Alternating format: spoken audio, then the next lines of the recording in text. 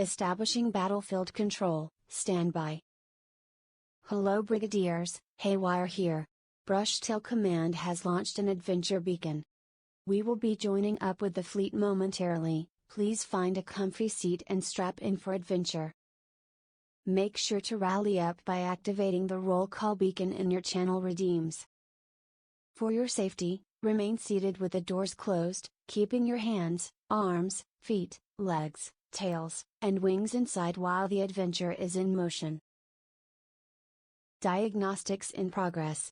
Timer, set. Loaf Quest, online. Poke Care, ready. Troll and Roll, armed. Grand Mining Facility, running. Token Shop, open. Submines, operational. Diagnostics complete, everything's green. Safety checks are cleared. This adventure is ready to depart. Get ready. We are launching in 3, 2, 1. Good luck, have fun, Brigadiers.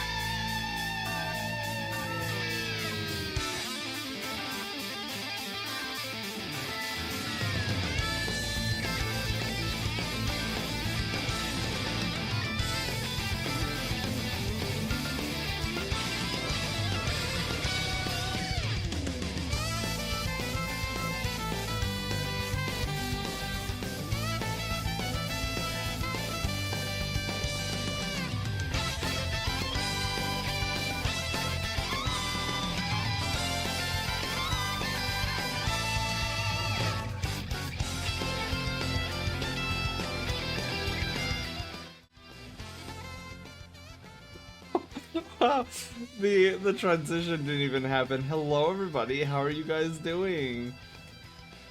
Sylv, hello, how are you? Shinobi, yes, I will take that and stuff it into my fur.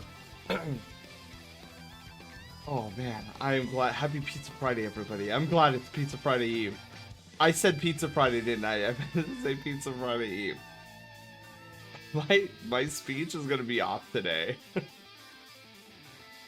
Oh man, this Foxxo is exhausted from this week. Let me tell you. Caster, hello. Before having to lurk, yeah, you tell that wolf. Caster, that I'm watching him. Quinn, hi, how are you doing? It's Friday this whole time, dude. I feel like with what I had to deal with this week, I feel like I'm on a different planet right now. I literally don't know what Earth is. Oh, Castor, I'm talking. Yeah, I'm talking about Lance. I'm totally also lurking. All right, well, you guys, tonight we are gonna be doing. Just working on animation. Oh, dude, Quinn, what, if I may ask, what program are you using to animate? Dude, I love animation. One of my bread and butter. What was I doing? Oh, yeah, let's have, I don't have any housekeeping tonight, and if I did, I don't remember it. So we're gonna head to the game room so that we can see our beautiful artboard here. So tonight we are going to be working on two, or at least attempting to be working on 2 1-hour Persona sketches. Peak ADHD streaming also has a stream of that, or you're learning from Demi. No, I actually have the stream muted. Oh, you're talking about when Demi does that. Well, Demi plays an active role in that something or another. That is host alert. Hi, Phoenix. Hello. How are you doing?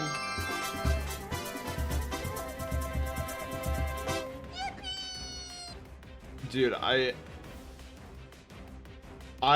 feel like with how the past couple days have been for me, I feel like I haven't been communicating properly. So expect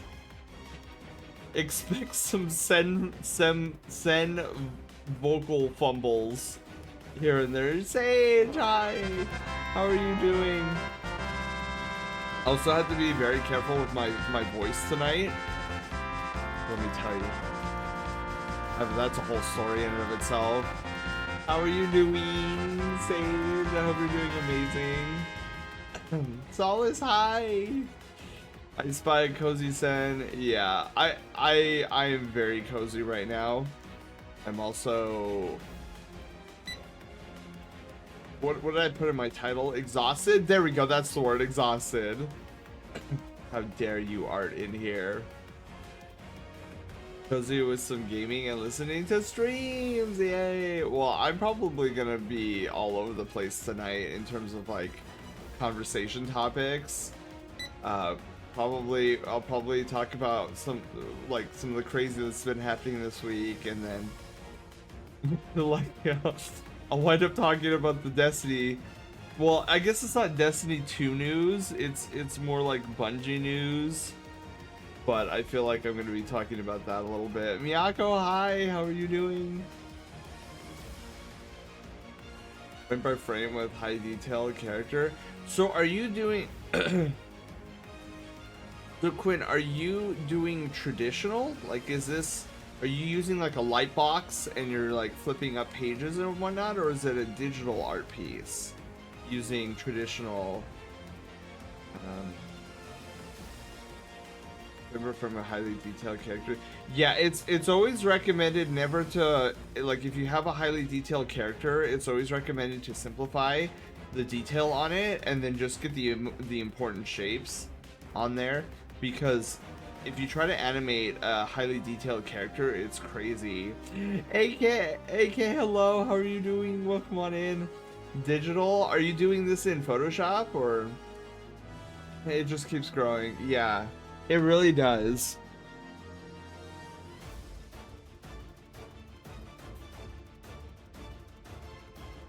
Yeah, and then I'm also like partially distracted too. I've been like kind of partially distracted all day because like one of my friends is not feeling too hot right now. Like I think he's sick or something, and like I've been extremely concerned about them, and I'm constantly poking, being like, hey, are you okay? If he doesn't feel better by the weekend, I hope he does go to the doctor though, just to get himself checked out. So I mean it's nothing serious, but it's just like you know, when you hear your friend is like really sick or potentially really sick, like, no, you know, you wanna hug them and give them a little pat on the head, be like, get better. Or you said, I am doing good. I am very exhausted. I feel like I have been dragged through a coal walk. This is the best way I can describe how my week has been this week. So hanging in there. I'm really glad that tomorrow's Friday because I definitely need the weekend, and I'm going to loaf so hard. I'm also hoping that I get a pretty solid night's sleep last night. Or tonight, not last night. Last night was last night. Tonight is tonight. See what I said earlier? I am going to be fumbling my words hard tonight. I feel like, oh, I shut you guys off. Oh my god, I can't see you guys. Hang on. I accidentally booped the power button on my monitor, and then you just suddenly poofed. Big save. I'm animating in Flip a Clip. Highlighting because it keeps getting. Oh yes, thank you. Yeah. And even if you have to, Quinn, you can directly at me. That also highlights on my end. Yeah, and I'm also gonna apologize too if I miss anybody's chat messages tonight. Well, I mean, I'm gonna be missing a lot of chat messages tonight anyways because we are doing 2 1-hour Persona sketches, so it's gonna be me just gabbing and yapping to you guys. Pokemon for Dragon Team, so ooh. Oh my goodness, okay. Cool, Volv, I will put you on the queue. Hang on. Let me do that really quickly. Volv, dude, right here. Volv 101 is a gym challenge. And Scarlet Violet. What is it? 5. What? 5. 22, 25. 5. That's the wrong one. Yeah. Alright, so there's that. Alright, so we're gonna start off tonight doing Gervard's 1-hour Persona sketch. Now, the Sona we're gonna be drawing for Gervard is this one. So it looks like this character has X's for eyes. Looks like he has 3 sets of ears. At least I think that's 3 sets of ears. So that's going to be interesting to try to draw. I am very happy that the color scheme is monochromatic. But yeah, so we're going to start there and and then we're gonna do Jan's Lucario Dragon. Of course we're not gonna go this hog wild with it, but it is a cool character. Like, I really like this character. So that will be at the end of the night. Whether we should wait till the end of the night after Gervard's is yet to be seen as a good idea, but I figure warming up first is probably a good idea before I get to something crazy like Jan's Mega Lucario Dragon. That's the plan tonight, and I'm looking forward to it because it's nice to, after like a crazy week, it's nice to kind of just vibe. Even though this isn't going to be the most vibey drawing, since I am going to be under the time limit, but it's going to be good nonetheless. I should probably clean my screen as well. I've been a week since I've done that. Get my thing. Oh, in some good news, this is the first week the doctor, or I guess my surgeon, has said that I don't need to wear a bandage for my recovery. It's progressed to such a state that he feels comfortable, as he put it, letting it breathe. So it seems to be going well so far. I haven't had any complications of any note, thankfully. So, that being said, I'm back to my usual showers. If you can believe it, I haven't been able to take a normal shower the entire month of April and most of May. So, not that I have not been taking showers, but I've had to kind of Tetris my way into the shower. So imagine you have this giant bandage on the lower left portion of your stomach, and the instruction is don't get it wet. What do? How do you take a shower with the giant bandage on your left side of your stomach, and the instruction is don't get it wet? Well, you play human Tetris with the water. That's what you do. Oh man, and then earlier today, so my throat is like extremely scratchy from earlier today.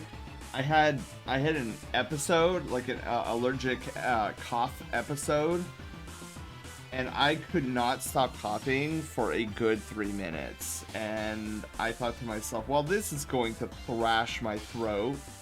Sure enough, it did.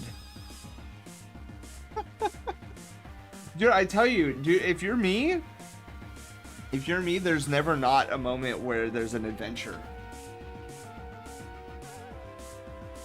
Your life just simply is devoid of calm silence.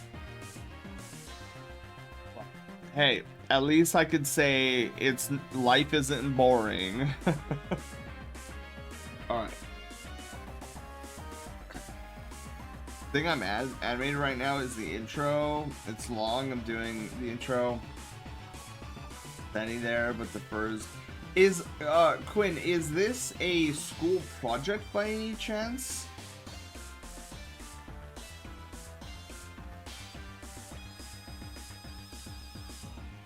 Adventure.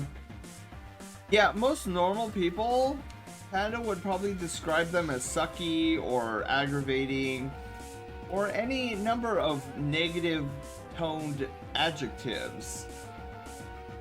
I'm just weird. Fried Secret Santa? Been out of school since... Oh, okay, yeah, How long is this animation, Quinn, if I may ask? And are you doing 24 frames a second? Allergy season sucks. I took sick day today for the same reason. Oh. You have your moments of this sucks? Yeah. I try to put a lighthearted spin on these kind of things. As you guys know, life can suck a lot of times. And it's like, if you think about it, a lot of life is filled with negativity. and it's hard to remain positive and or optimistic and or happy-go-lucky and or take your pick. Sometimes that's just what the doctor ordered. So I just roll with it. Yeah, and that's why I kind of make lighthearted of a lot of things. I'm like, yeah, I could be sad about this. I could be frustrated about this. Yada yada yada. But sometimes it's a lot better. It makes me feel a lot better just to laugh at it. It's like, I can't believe this is happening, and then I chuckle. It's super weird. I'm a super weird person. And it also doesn't help that I don't seem to be able to communicate very well. Despite my best efforts. Wait, 9 frames per second? Quinn, what? 4 point... When? Do you have a deadline for this? And that's interesting, it's 9 frames per second. Usually most animators will elect for 24 frames a second.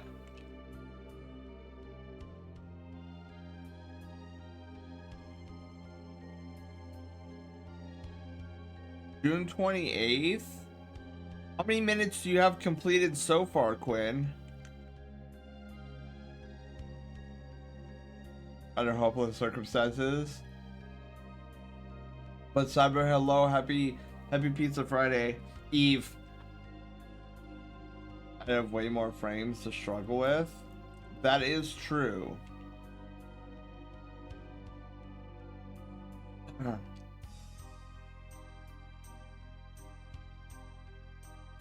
Quinn, have you... is this like your first animation that you've ever done? Or have you taken an animation class? OCs in the R wing in the span of only a month. I'm really on a roll. See, that's gonna be me in July. See, I have July off at work. I'm literally gonna be locking myself in my room, and nobody's gonna see me outside of streams for that whole month. I'm gonna be head down. I'm gonna be animating. I'm gonna be working in Sammy. I'm gonna be getting Project Loaf squared away.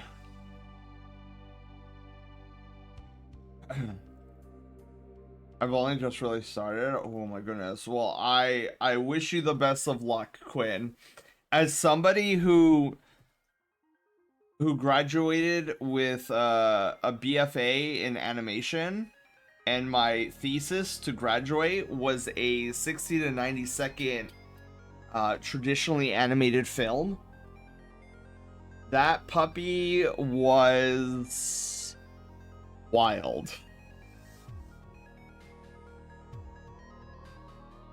I started animating since early high school and started on my phone.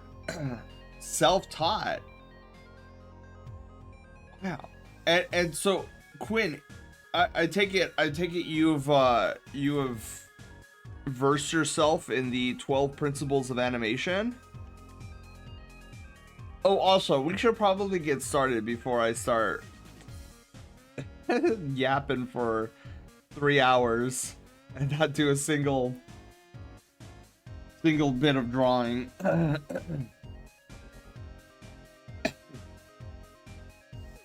Yeah, if Cyber, I would also... I've never heard of that. Okay, yeah, so homework for the both of you. Familiarize yourself with the 12 principles of animation. There are 12 key principles, and it will help your animation tremendously. The 12 principles. 12 principles of animation. Yeah.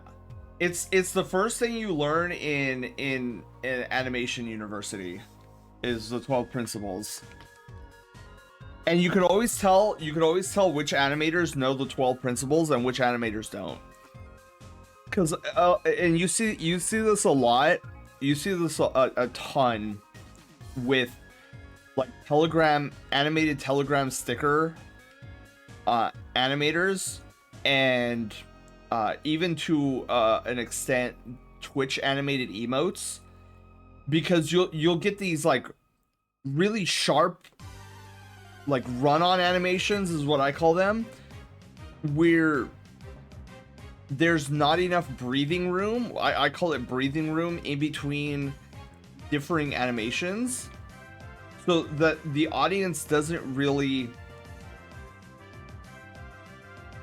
isn't given the time to process what's happening. It just immediately goes to the next action, and you're like, oh, I see what's going on here. There's not enough breathing room for this. Drake, hi. As a part of show business. Ooh. Some of them look similar. Some of them are very well known, like Squash and Stretch. There's, God, what's another popular one that most people know by default? The ones that a lot of people don't know are the overlapping animation, or like the overlapping. I don't know if they call it overlap animation, but then also the follow through. Follow through is another thing that not like animators who don't know the 12 principles, they don't know how that functions. Timing is very important. Timing is a big one, and this is what I see with a lot of animators that do Twitch emotes, do animated Telegram stickers, and to a greater extent like short animated clips of other streamers. Is you'll have like for example, character animation. I've seen this a lot where you have this character is running on screen, and he's performing some action, or like he's running, and then like, I don't know, let's say he whips out a sword, right? So a lot of the, and let me move this. I know we're gonna get to this 1 hour for Son of Sketch, I swear, but this is my wheelhouse, and I love talking about animation. Still useful info. Yeah, it's a way to refine. Way to refine your animation, Panda. But so okay, so let's say you have this running animation, right? And then I see this a lot. And you know, I don't want to go around being like an unsolicited, like, hey, you know, you should really like let this breathe a little bit more. But like, let's say we have a running animation, somebody's running, and then pulls out a sword, like just whoosh, immediately pulls out a sword, and I'm like, whoa, there wasn't enough breathing room there. And what I mean by that is, the animation needs to slow down between those two separate actions. So it shouldn't run and then immediately whip out sword. Like, to make it feel more natural, you need to have like a run, and then like maybe like a stop where he's like stopping in his track and planting his feet, and then you have then the motion of the arm pulling out the sword from the hilt, and then whoosh, and then other hand grabbing blade. But oftentimes what I see is this run-on animation where it's just like run, and then like it's like as the running is just about stopping, you already have the sword being pulled out, and then swing, like let it breathe. Let it breathe.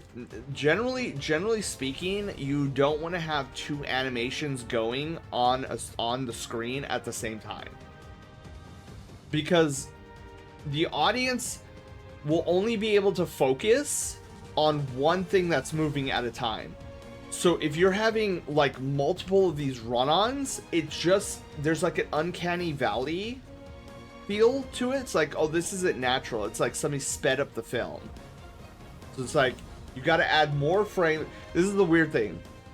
To slow down your animation, you have to add more frames to it. So oftentimes there needs to be additional in-betweens. And it's not like you don't just like have the animation just like held there for like 4 frames, because then that's gonna look stuttery. But a technique to do is, well, this is I'm speaking in terms of the framework of a 24 frames a second animation. Is there's this thing you animate on 2s, which generally has a very fluid, natural look to it. So like, you're always gonna have 2 frames. So like, let's say this is me pulling out the sword, right? So frame 1, frame 2, frame 3, frame 4, frame 5. That's what it means on 2s. So then when you run it back, it looks like a fluid motion. Now, if you're trying to go for an unnaturally swift motion, then you put it on 1s, where like every frame is a new motion. It's gonna be like a whoosh effect. Us animators do that for what, like really swift or really unnatural movement. Like if you're a superhero or something and you're like whoosh and doing all this, that's when you animate on 1s. But generally, like if you're running, if you're like jumping up and down, usually you're animating on 2s. Anyways, I need to get started on this this thing, the 1 hour persona sketch. All right, so here we go. Let's begin. We are going to start with our first. So we're working on Gervard's sketch. Oh, what's going on here? There we go. So starting with Gervard. So the character we're going to be doing for Gervard, I don't know what species it is. I've never seen a creature quite like this. It is a fluffy looking creature. The facial features kind of remind me of a kobold. Very strange. And then also, I apologize, I'm not going to be looking at chat as much because I'm on a time limit now. So this is the part of the stream where I just yap to you for a full hour. The other interesting thing about this creature is the snoot is very short, like a kobold, has no nose, like no discernible nose shape. Almost kind of like a Lucario, where Lucario doesn't have a discernible nose shape. And I think one of the more curious features of this character is the fact that it has 6 ears. So you have this very pointy box-like ear structure up here. But then it also has an ear here and an ear here. And so I can't say that I've ever seen a species quite like this. Maybe somebody in chat knows if this looks familiar. You're like, oh yeah, it's that creature. Of course, I've seen that before. And I'd be like, I've never experienced, or I've never seen this creature.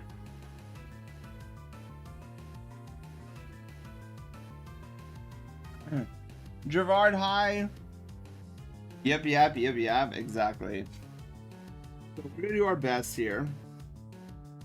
I do like the feature. I do like how most of the features are very canine like. It makes my life a little bit easier. Gerard, how are you doing? We are getting started on your piece here for the 1 hour persona sketch. If you can enlighten chat on what type of a species this character is.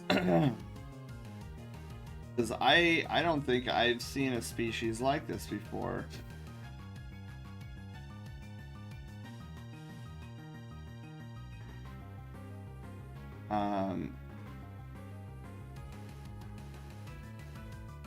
So yeah, we are doing that tonight. Oops. Not what I was looking for.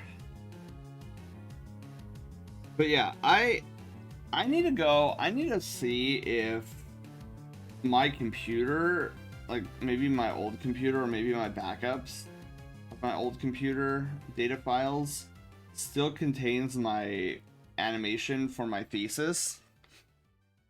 That would be ding. Their plush axolotl. Wait, did you guys hear the ding? Because I didn't hear the ding. That concerns me that I didn't hear a ding.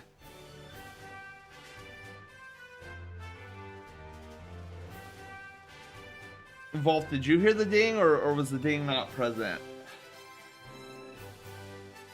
Taylor, hi, how are you doing? Oh, okay. I heard it that time. I think the reply. Oh, yeah. Okay, yeah.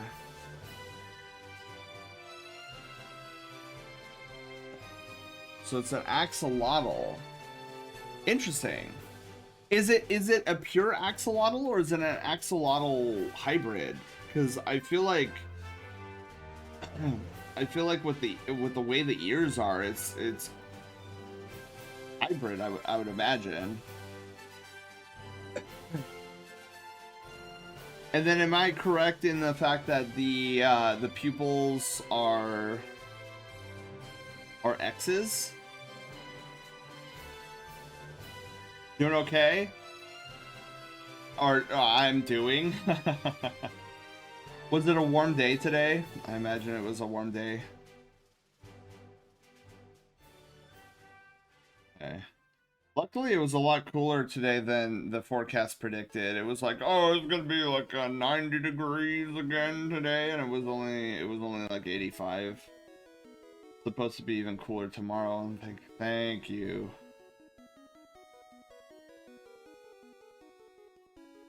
Oh, it was your work. Oof. Oofies.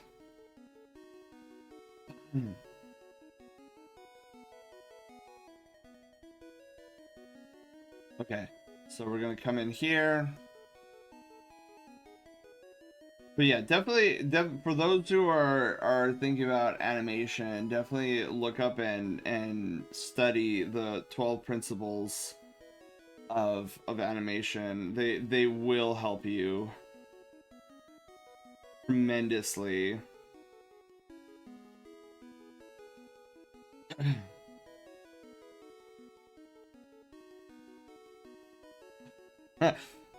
This is gonna be. I'm not entirely certain how I'm gonna do the X exactly.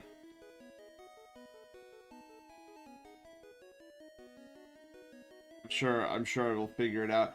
Is there a reason why this particular axolotl has X's for the pupil shape? Is there some lore behind that aspect? Blue, hello. I think I said hello earlier, but just in case. Also, Gerard, does this axolotl have eyebrows? I don't see eyebrows on this spreadsheet. Ref sheet. Oh my god. I am clearly still in work mode.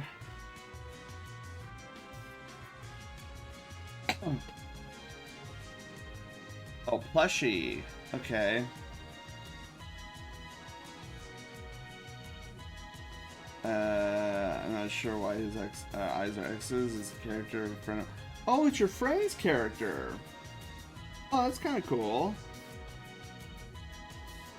I'm gonna need to fix this here. Part of me, knowing that this is an axolotl, let me think.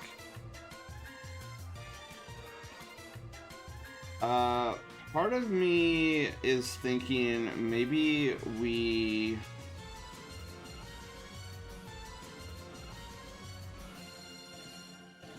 Hang on. Yeah, part of me is thinking if this is an axolotl. Thinking maybe more of a rounded... rounded shape here. So like the traditional...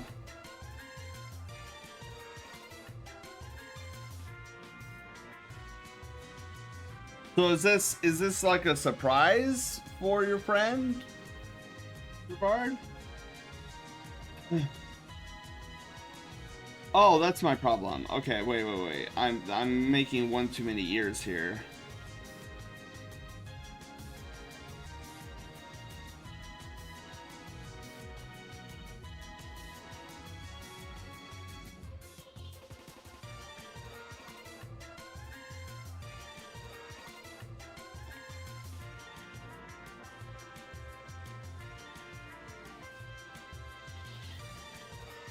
I think I'm gonna have to move that back a bit here. Lou, hello! How are you doing? Okay. So I think I'm gonna do something along those lines. I'm gonna put in a nose just for reference really quickly.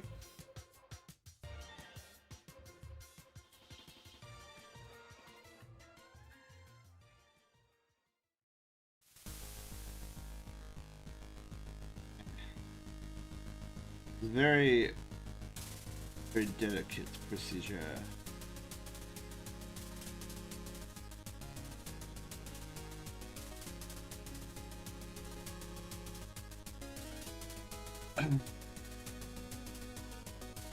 That's what I'm kind of thinking.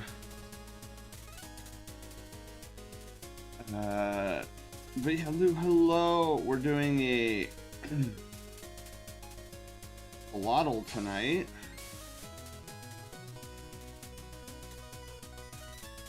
Okay. Look, those halos scare me.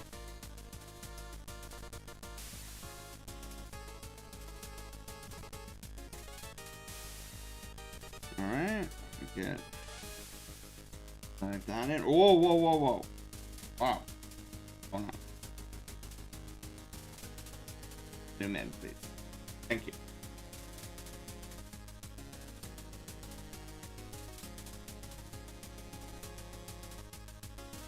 Okay. You know what? I'm thinking maybe I need to move the mouth back a little bit.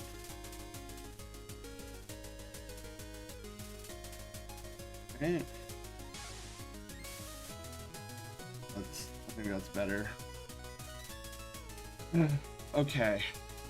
So Javard, do you not? I guess I'm just gonna leave it as is. I don't know if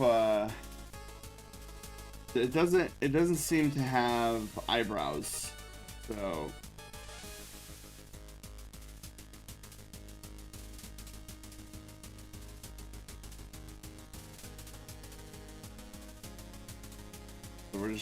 We're gonna leave them without eyebrows.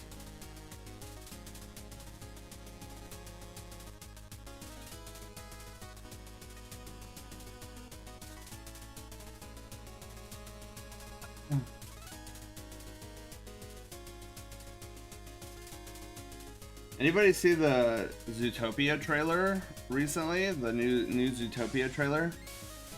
Zootopia 2. I saw it. Looks interesting. I hope they don't flub it up.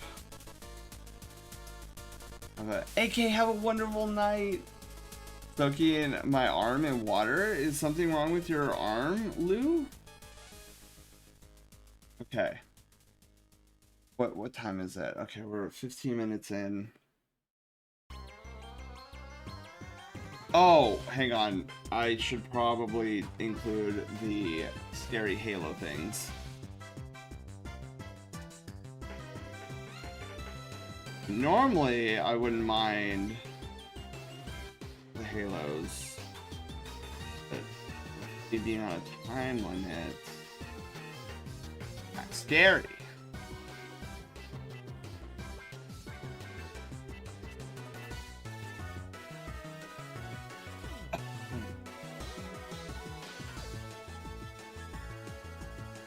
Here.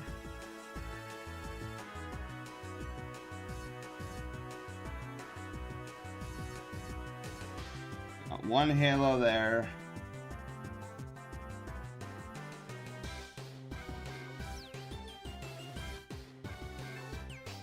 Beautiful. Still recovering? Wait, so did you break your arm or something, Lou? This is news to me. It's crazy news to me.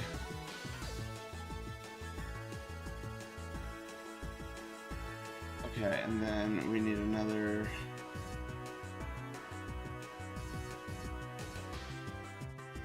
Halo here.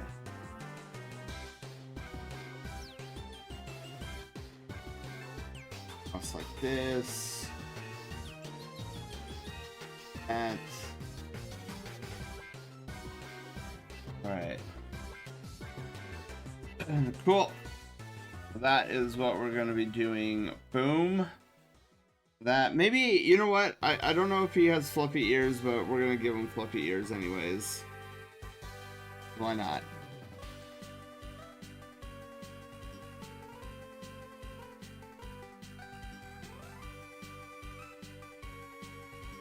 Actually, now that I think about it, are those ears though? Like, axolotls wouldn't... Okay, you know what? I'm gonna treat these as non-ears. I'm just gonna do this. Ideally what I would do is I would draw like the traditional axolotl, like, you know, the little axolotl fins like that. But these are so heavily stylized that I have to assume that your friend did that as a deliberate thing. So I'm not going to. They're supposed to be similar to button eyes. Do you think he'd be okay with me like drawing them as buttons?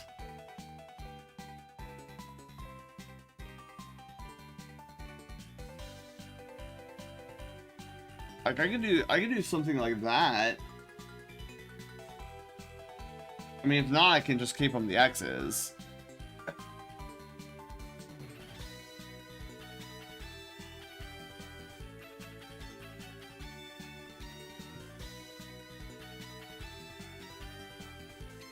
Well, in the meantime, though, let's just keep them as is. Okay. Yeah, that's what I figured. All right, and then we'll move on to line art.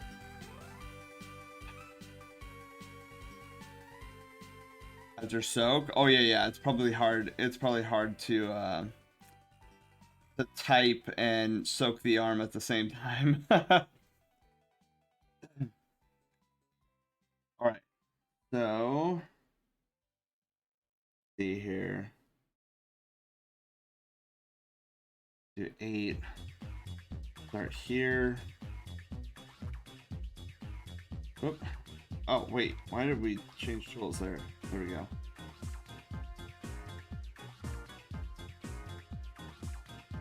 So far, so good. We're doing pretty good on time.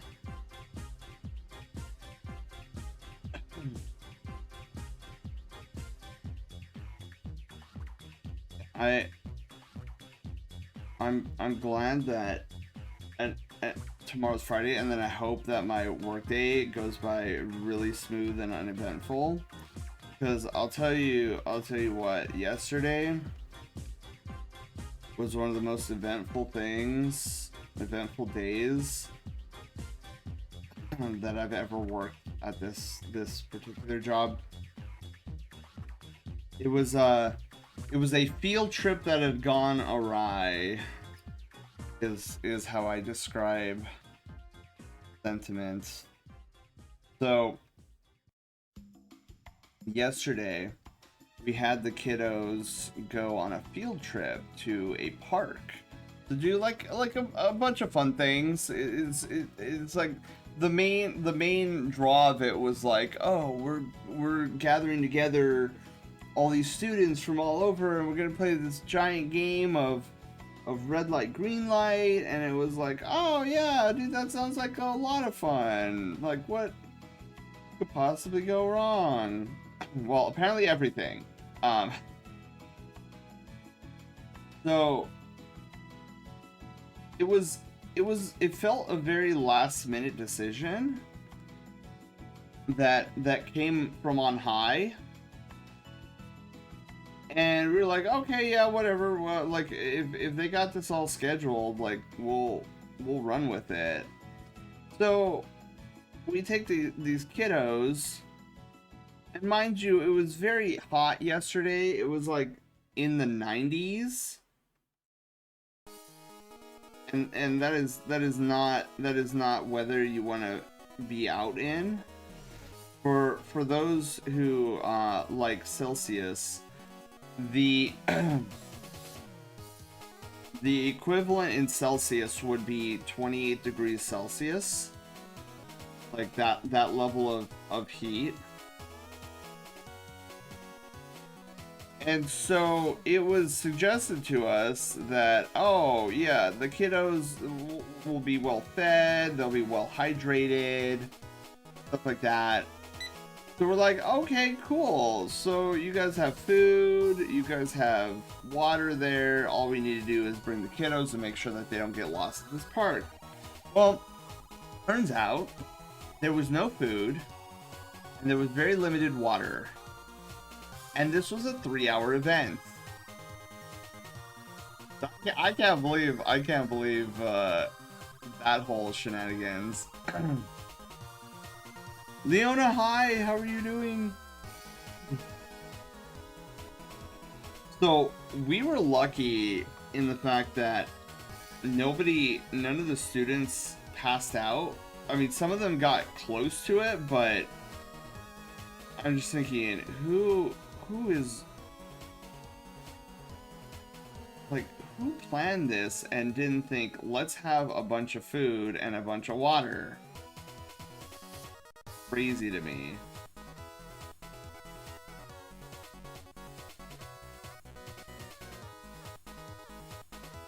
I'm at work once again. How about you? I am exhausted. I am basically done with this week. I have hit my cap on eventful, stressful situations for the week. And if tomorrow there is an eventful situation that happens, I am going to lose my mind.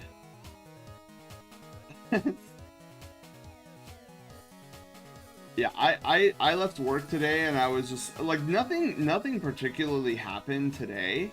It was a relatively quiet day, all things considering. But I still left work very aggravated just because I am that level of done with this week.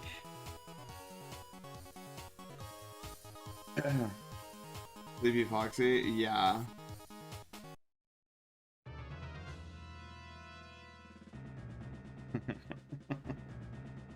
So, oh, then kind of to make my mood that much more sour,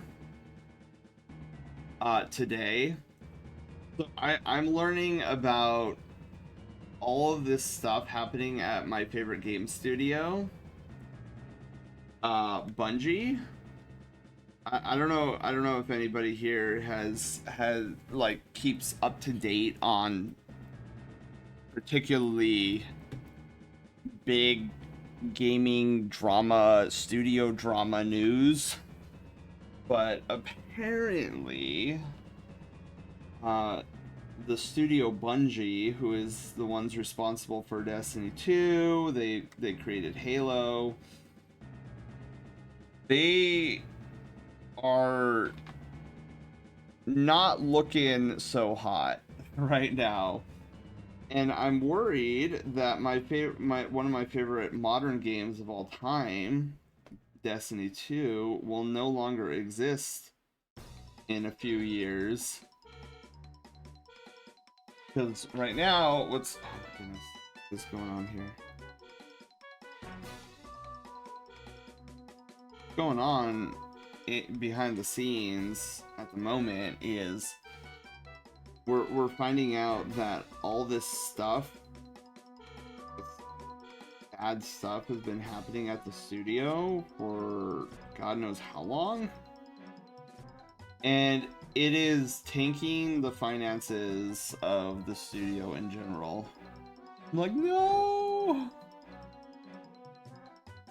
But yeah, it's basically a case of the devs are trying their best to make an amazing games, and then upper management, like corporate, is saying no, and we want to try to take this game in a whole different direction, to the point where upper management is telling the employees, like, you're not to call them players, you're to call them customers.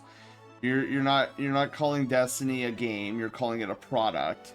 And I'm like, ooh, ew, ooh, that just, ooh, ow. Like, that is, like, when, you know when there comes a point in a person's life where, like, if they get really sick, like they're an older person, they get really sick, like let's say it's like a grandparent or a great grandparent, and you take a look at them, and there's like this almost like a mark of death on them, and you're like, ooh, this doesn't look good. They don't look particularly healthy, and a part of you knows that the inevitable is coming, right? And you're like, oh god, no. And there's all these signs, right? Physically, there's these signs, like just the way that they look, and they just, it looks like, the end of the line is coming. That is when a game studio starts calling a game their product and their player base their customers. That is the mark of death that is equivalent, and it's terrifying, because I don't want the studio to go under, but one has to be realistic about this stuff. And there are definitely signs of that happening.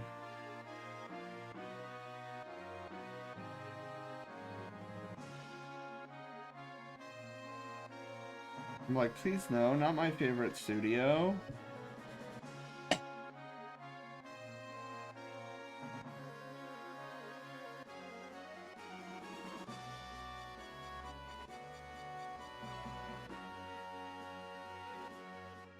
I just call that the corporatization of studio. Red flag. Yeah, and I wish it didn't happen to Bungie. You know, it's funny. A lot of jokes and memes have come into existence over the course of many years. And the one that I always thought was probably true is that if there was ever to be a Destiny killer, it would be from the studio itself, and it looks like that is coming to pass.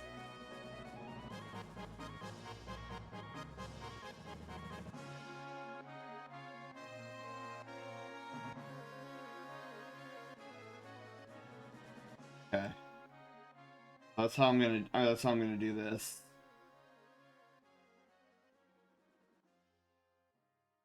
And what's the most frustrating thing for me? It's just that because the problem is leadership, you know, they're not just gonna be like, oh yeah, I'm gonna ban myself. Like, that doesn't happen. Slushy, hi! Welcome on in.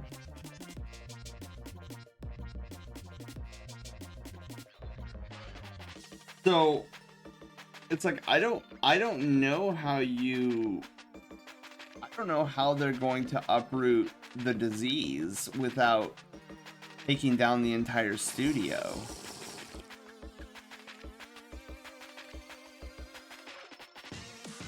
Thank you, Slushy. I'm doing okay. I'm doing pretty fine. We're doing some art tonight. I mean, obviously, but yeah, we were also talking about some Bungie news. Is able to be around for a while though. I hope so too. I just, you know, the answer and the solution to this issue is actually, when you think about it on paper, it's actually a really easy solution. But enacting it, it just seems like nobody wants to, you know, take that and that idea, that plan, and move forward with it. It's like the solution is easy. You remove the CEO, you fire the CEO from Bungie, and then you place somebody at the helm who is either a gamer in some sense or is straight up a Destiny 2 fan. You do that, problem solved. Bungie, it gets off of life support, and the future of Destiny looks phenomenal. But I just, like, I just don't understand how you take a beloved franchise and you decimate its value. Your IP is bleeding, and you're purchased by a larger company for an egregious amount of money, and for some reason, all of your mistakes that you have made, all of the bad decisions you keep making, nobody seems to be willing to be like, nope, you're the one who's accountable, we're firing you.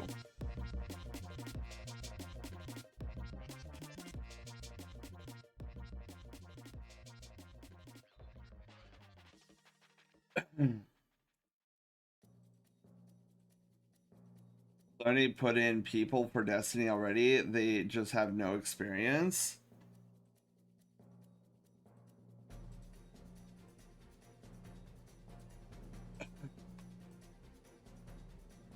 I mean, maybe.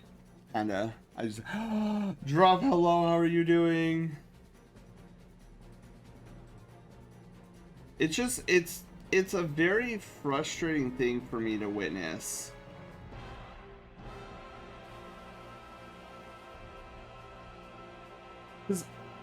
And I guess this is, me not understanding people as much as I proclaim myself to be is I just don't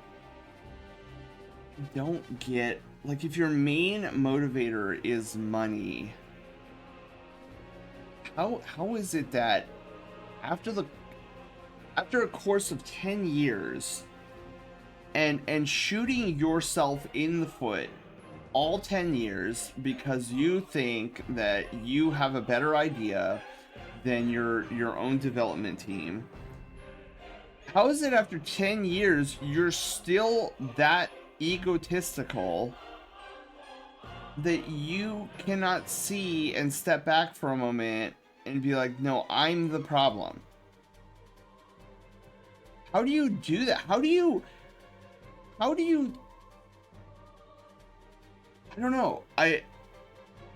You would think at some point, especially because I just worry that the studio is going to crash and then the studio is not going to exist anymore. And the true travesty is that the people who made this problem will walk away still not believing it was their problem, like it was their fault.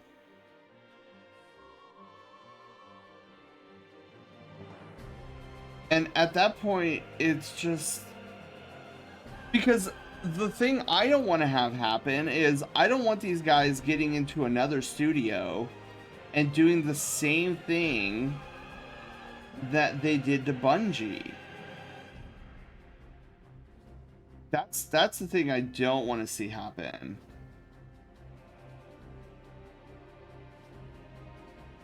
And I have the suspicion that that's exactly what is going to happen.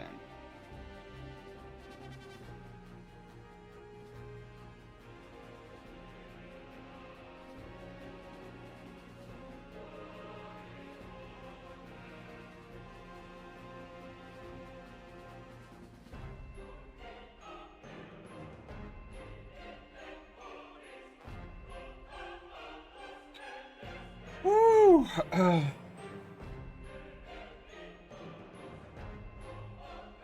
Pro level people for Destiny, but they have no experience with video games. Even if they don't have any experience with video games,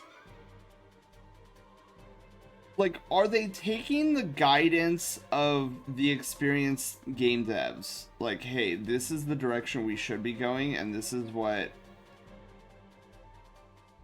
we should be doing. Like, as long as these people aren't trying to micromanage the game devs anymore, and they're letting them just do their thing, like, it's not ideal, but it's better than somebody trying to micromanage them and say, nope, that we're not doing this because I didn't think of it first.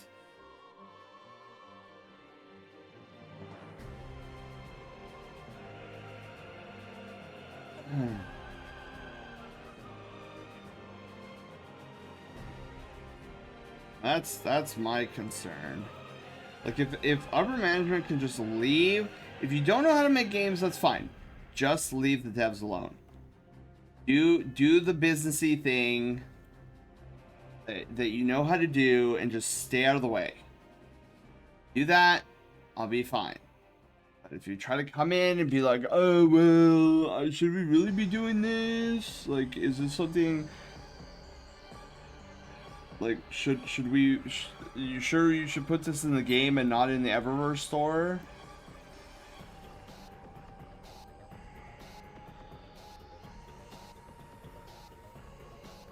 Like, I don't mind sheer incompetency if there is a level of humility. Like, oh, I'm sorry, like, you're right.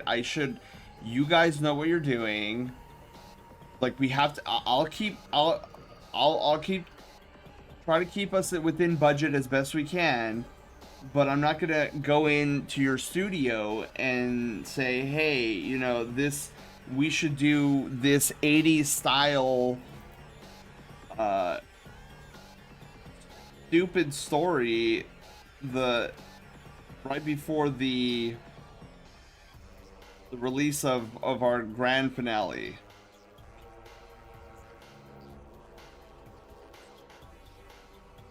Yeah, I feel like Bungie's upper echelon. The problem is they're incompetent, and they try to micromanage what the creative devs are doing. Oh, well, your creative idea is dumb because mine's better. Like, no, sit down, shut up. That's not your job on your paper. It says that you are upper echelon business wise. Don't try to get involved in creative undertakings because that is not what your role is. Period.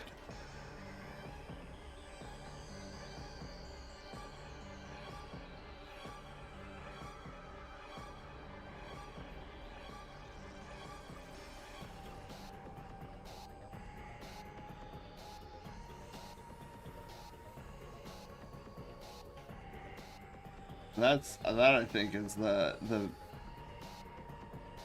most frustrating part.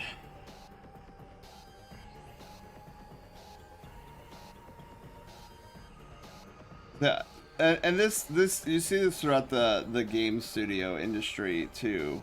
It's like where you get these business guys and they're trying to tell their own creative team like, no, we know what the players want over you do, over than you. And then that's when you get these stupid decisions that causes multi-millions of dollars to be wasted and sent down the drain. And then who gets fired? The creative ones that could have stopped it.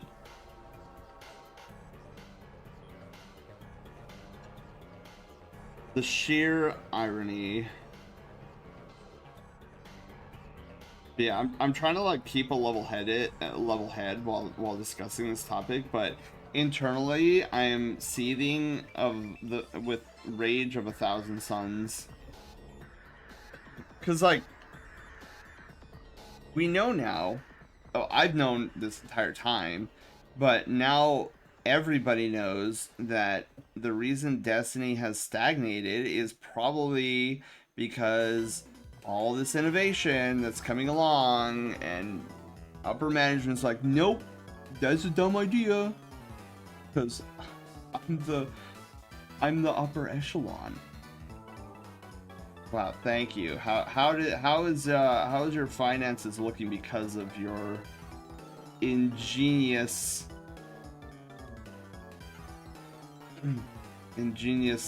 intrusions?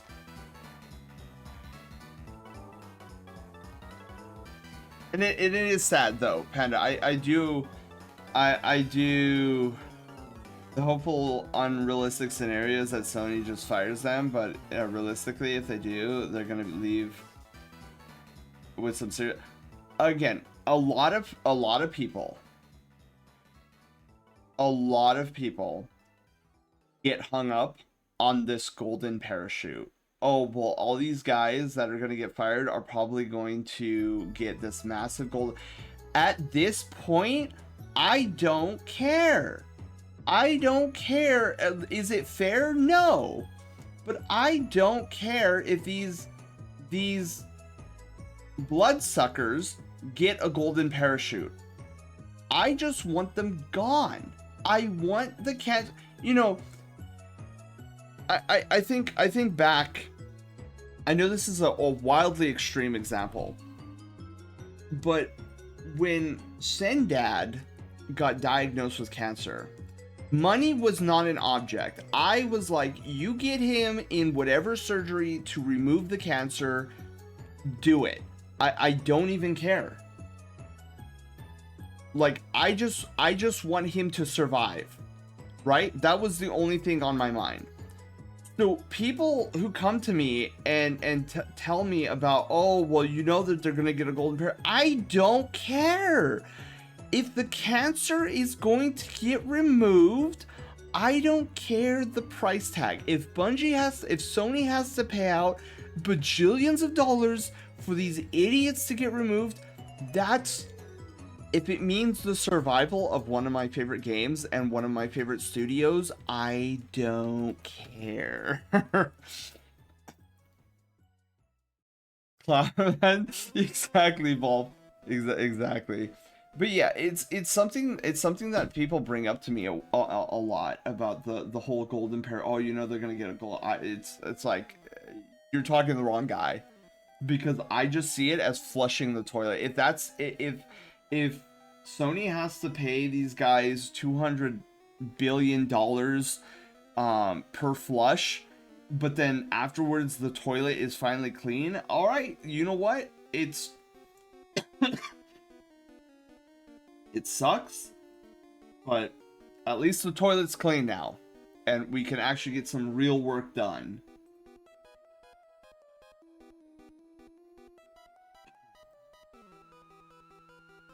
It's like, what's the alternative? We just keep the cancer there, and it just keeps infesting Bungie until Bungie is no more. Like, okay, those are our two options. Should it be our two options? Absolutely not. Like I said, it is woefully unfair that at the end of the day, the guys that made the biggest calamity of mess in their wake gets the most money at the end of the day, and they get paid out, and they get to fly up into the sunset and buy their own private island with the money that they received. It is 100% not fair, but when it comes to saving a loved one's life, you know, at least we'll have the cancer removed.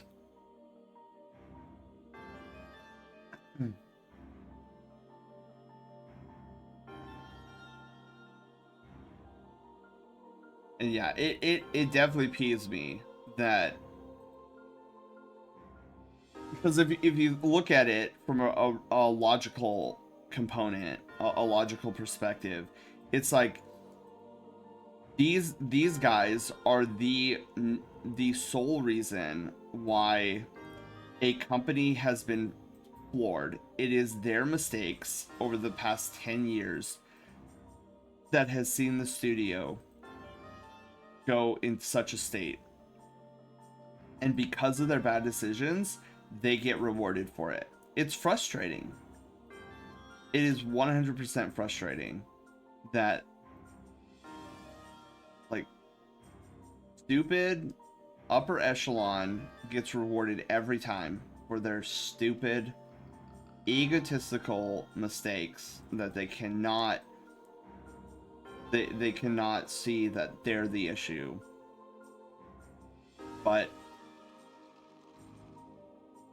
like, the other reality is, all right, if I want to see them financially struggle, then they take the studio with them. Cool. In here.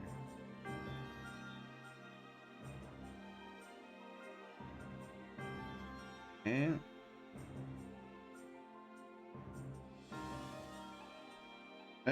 there we go.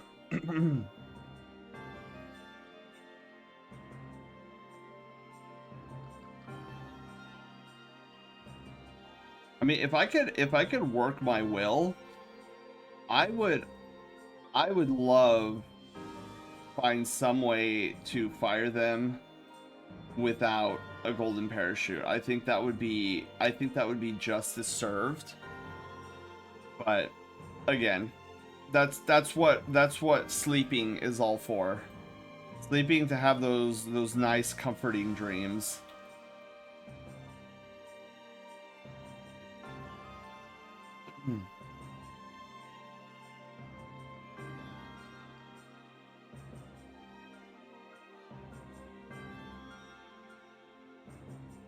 Well, that's the thing, though, Cyber. Like, that's the wild thing, is they've had Warframe. Like, Warframe and Destiny were born in the same year. They're basically the same age, and Warframe has so much better features and so much more. They're so far ahead of Destiny now. It's crazy. And you would think that, oh, well, that would light a fire under Corpo Bungee. That hasn't even worked.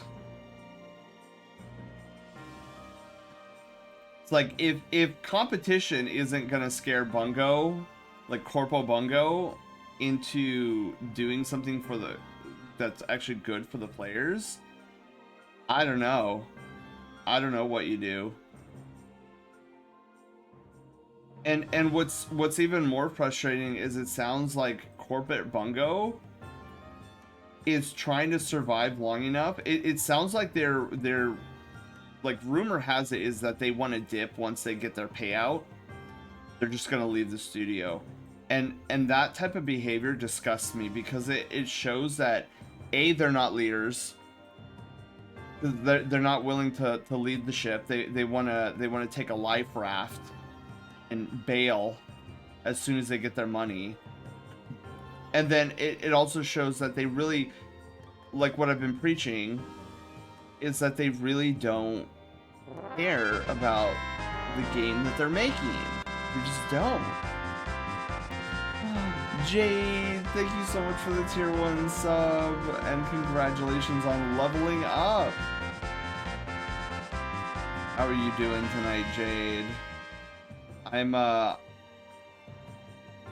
what you would probably call a bit of a spitfire tonight. My fur is riled. This is one of my favorite game studios is could be on the chopping block pretty soon. Could be. Has me very nervous.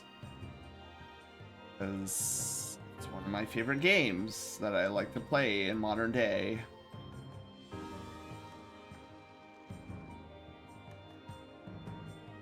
Also, I really like this song.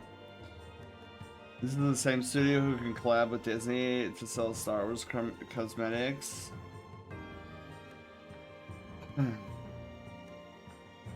Oh, yeah, I guess that's true. I guess that's true. I don't know, like, I've never seen a studio in such dire straits. And then them seemingly acting like, oh, everything's fine, everything's not in danger, nothing's on fire. Oh, oops, I put that on the wrong layer. Oopsie.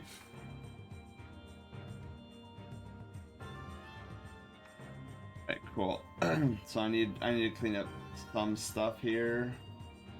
Not a tremendous amount.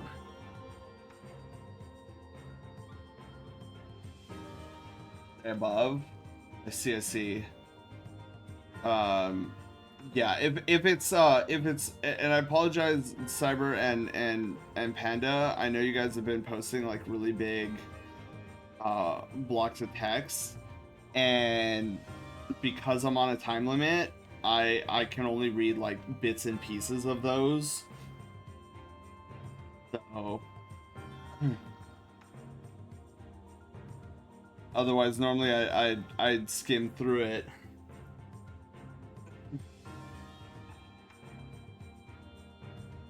I know there have been instances. I imagine the words of encouragement is something along the lines of like Final Fantasy 14, and maybe some other games that have had near disastrous death,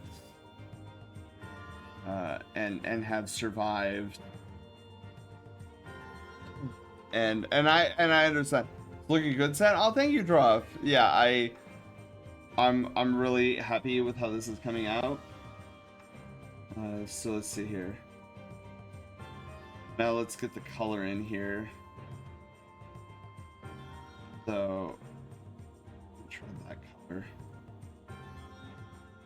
Edit, fill, ground.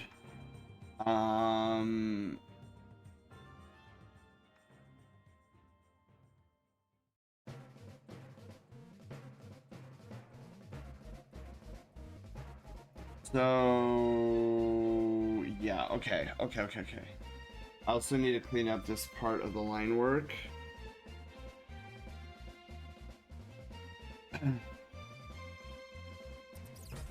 So if I still have that blue, let's get started on getting the clip. No, you goofball. No name Indeed is movie. Yeah, I'm not a fan of Marathon's art direction. It's confident, sure, but I'm just not feeling it. I think the bigger problem is that I feel like a lot of people are not vibing with the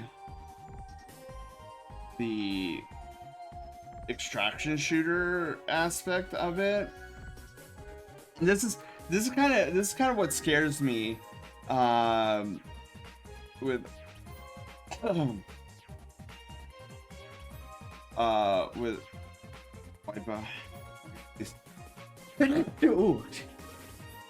excuse me. But here's what terrifies me is that the studio decides midway through heavy turmoil with Destiny 2 to start a brand new IP.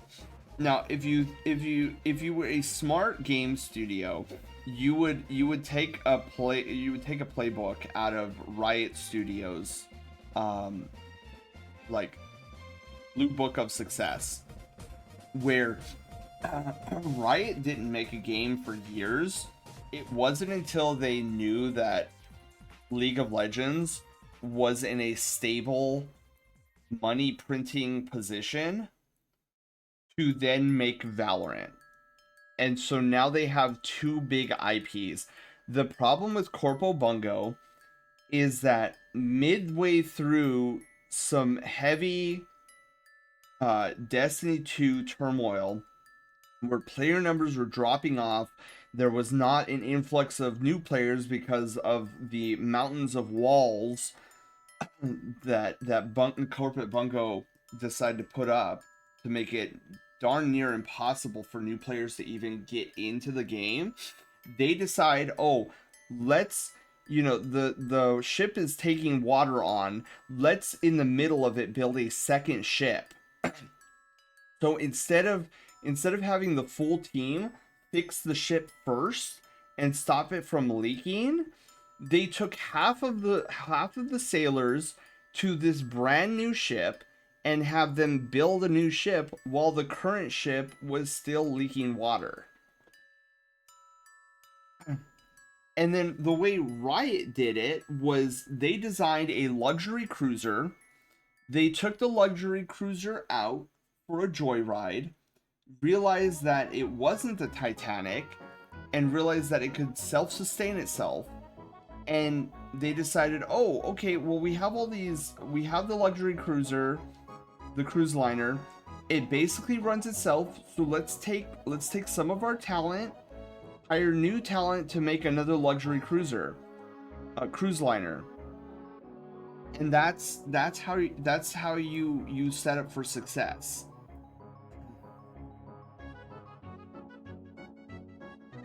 But Bungie, for reasons unknown, decided they were going to try to make a bunch of different new IPs while Destiny 2 was not fully self-sustaining. Just need a competitor that absolutely doesn't mind being hated for actually putting pressure on them. Like, maybe, but I don't know. So you're saying that there would be, in order for that to work, you would need a competitor that is completely fixated on beating Destiny at its own game. Is that what I understand? You're not an Oni fan? I'm not sure I know what that means. Like, I know what Oni means, but I don't know what an Oni fan is.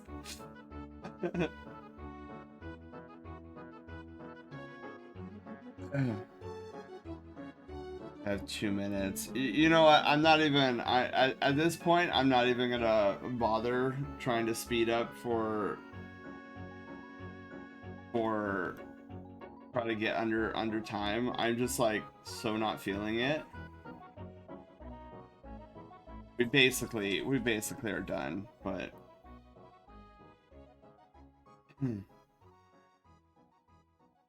that's another. I guess that's not to like veer off topic in a 90-degree turn or anything, but I think that's one of the things that I've been contemplating about the 1 hour persona sketch.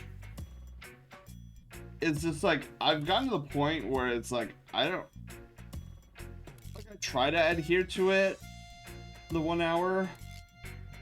But I keep trying to like convince myself that I'm still enjoying being under the gun for 1 hour.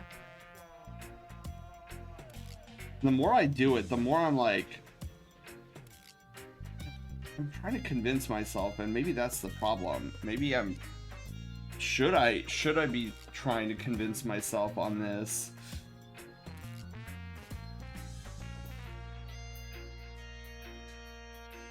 Yeah, let's do this. This is a way better color shift.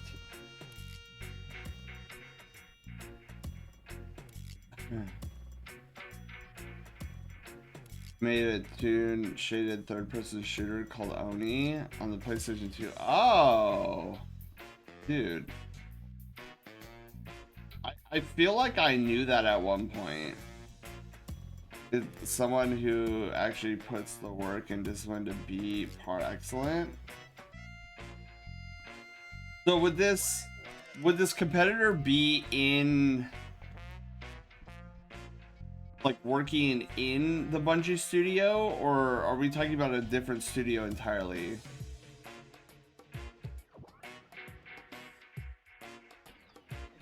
Because like I don't see how Digital Extremes is not that competitor that you're talking about. Finish. Complete outsider. Yeah, so I don't see how Digital Extremes isn't that what you're talking about.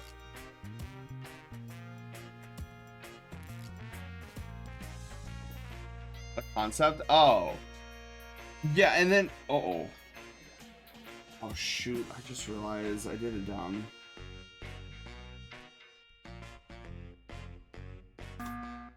It should have been this.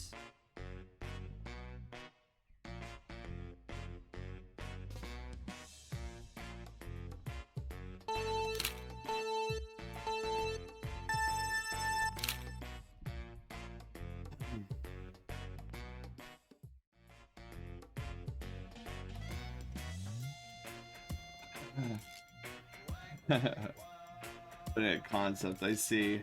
Because like I see Digital Extremes as that quote unquote competitor, and Bungie is just oh yeah, what they're like whatever.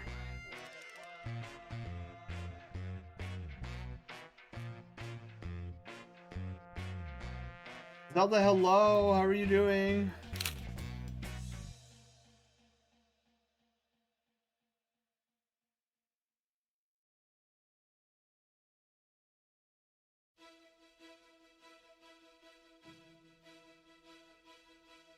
This is the same color white as the inner ear. Maybe it is. It is. Okay, well that's cool.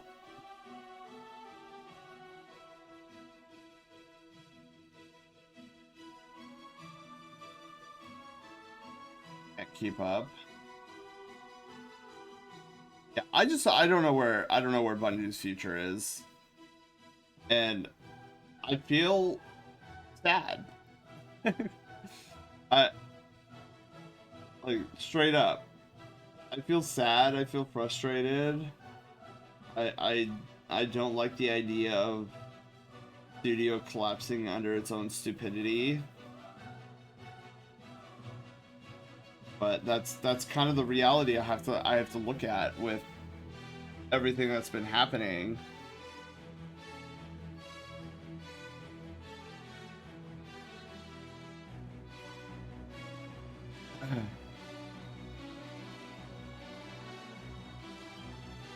Hard as labor. But yeah, that's some of my take on the whole Bungie situation.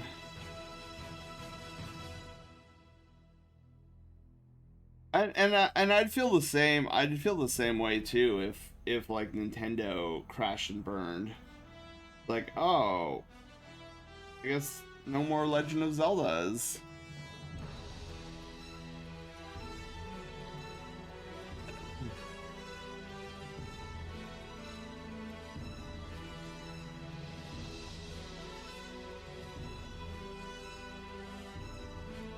I mean, I still have hope for the expansions. Like, I don't know if you guys, well, those who do play Destiny, like the expansion, the fact that the expansion, the first expansion, is, I mean, literally Metroid.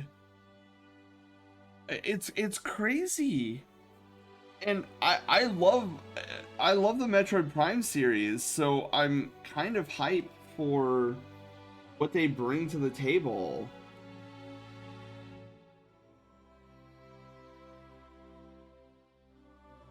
Goodness, I gotta get in closer here.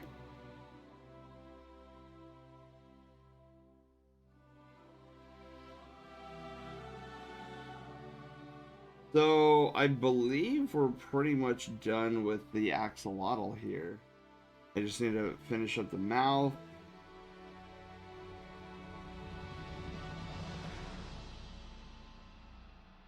Here, and then we should be done with this piece, and then we'll move on to the next piece.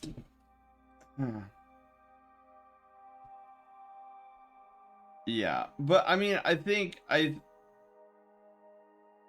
oh yeah, and I'm sure there are cyber, but it's like when you grow up with a particular game and you see it collapsing under its own weight, it's a little sad to see.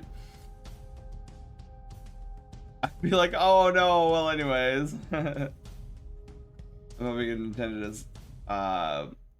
No, Nintendo's not gonna go anywhere. I feel like there would be a stronger chance of McDonald's going bankrupt than seeing Nintendo go out of business. I mean, I could be wrong. But I just at the present, I just don't see that happening.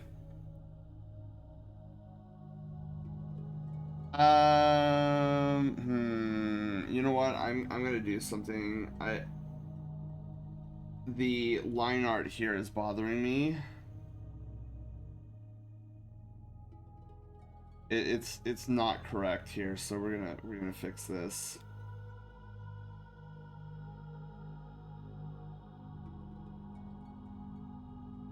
So all of this here needs to be dialed back.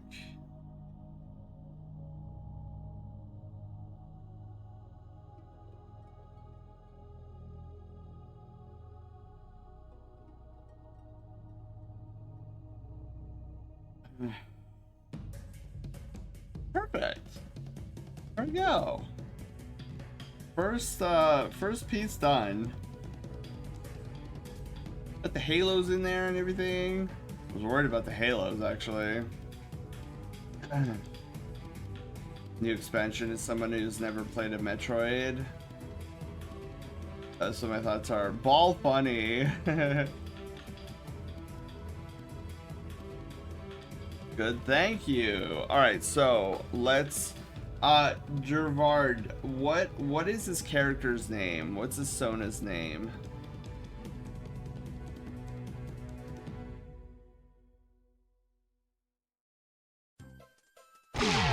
Oh, that scared me. I don't know why. Varric, hi!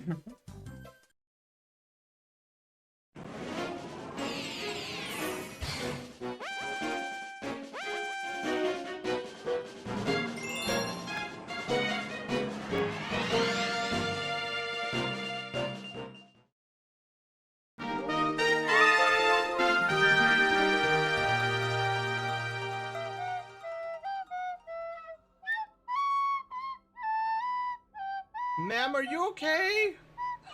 Did you guys see that? I think that student was in dire.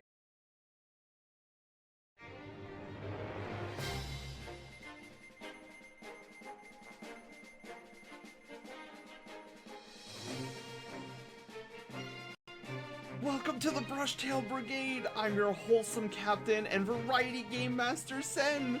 We go on a variety of adventures like gaming and art. Here, you'll find fun, excitement, and plenty of secrets on this channel. But I can't do this alone, so let's meet the rest of the crew! Haywire, our sassy bot. She controls all the bells and whistles on the channel. Loaf, our silent protagonist, hero of Loaf Quest and Troll and Roll Adventures. And of course, you guys, the Brushtail Brigade. So, set your life points, choose your Pokemon, and grab a controller, as an adventure awaits.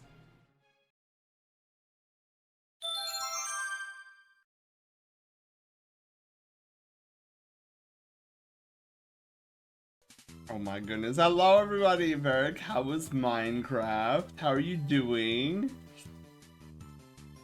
Welcome, welcome.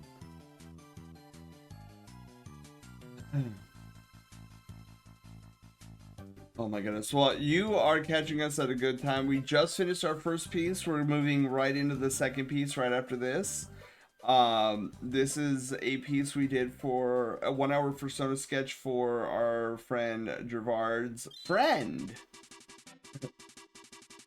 Making a fusion reactor. Oh, so Varric, are you playing a modded version of, are you playing with mods? Man, I like modded Minecraft a lot. Okay. And then Gervard, if you're still around, I need to know the name of this Sona. I don't think it's on the... Be wrong here. Oh wait, Starby? Maybe it's Starby. Starby sounds correct. So the character we just... Oh, I'm also Starby? Okay.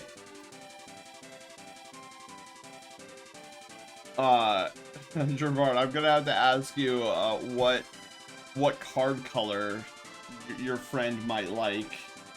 But I'll show you the full option list here pretty soon. It was such a cute character.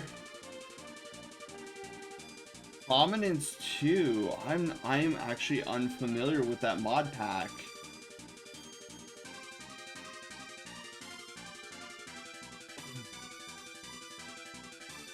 But yeah, this derpy exhausted fox is trying to do 2 of these 1 hour persona sketches in one night. Will I do it? I think I will. I think we're golden. Oh wait, hold on. Oof, wait. There we go. But yeah, this is our art and chill Thursday. We're just kind of vibing. We were talking earlier. We were talking right before you raided, and we were talking about the whole Bungie situation and how it makes me so sad because once there was greatness and now there is not greatness.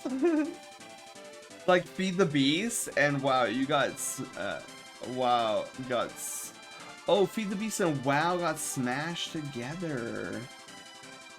Bungie is dead to me after that. Yeah.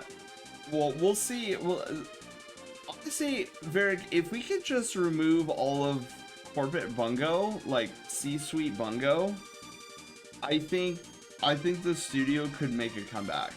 Because if you think about it, all like the theft, the environment, like the work environment, and all that stuff, all that comes down to, it's like, why are upper management not vetting these people, like not vetting these artists? And I just feel like it's gotten to a point where upper management needs to start taking an accountability. Otherwise, he's gonna go, because I still feel like the majority of the creative side of Bungie, at least the creative team on the Destiny 2 side of things, I feel like a lot of them still like truly believe in Destiny 2.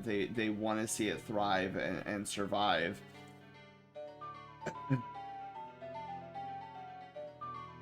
Oh yeah. No. I understand it's corruption. Like that's pretty evident now. With wide audience. Their colors are dark blue and purple.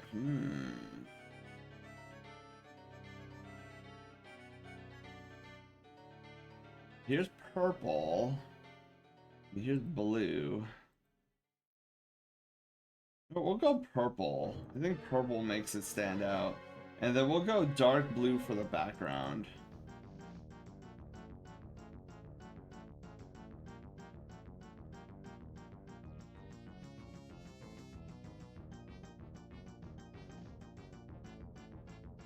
I think you'd like that. Depicting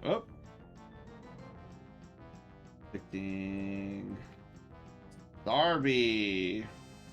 Javard, what's your friend's username? This is why they split with Microsoft?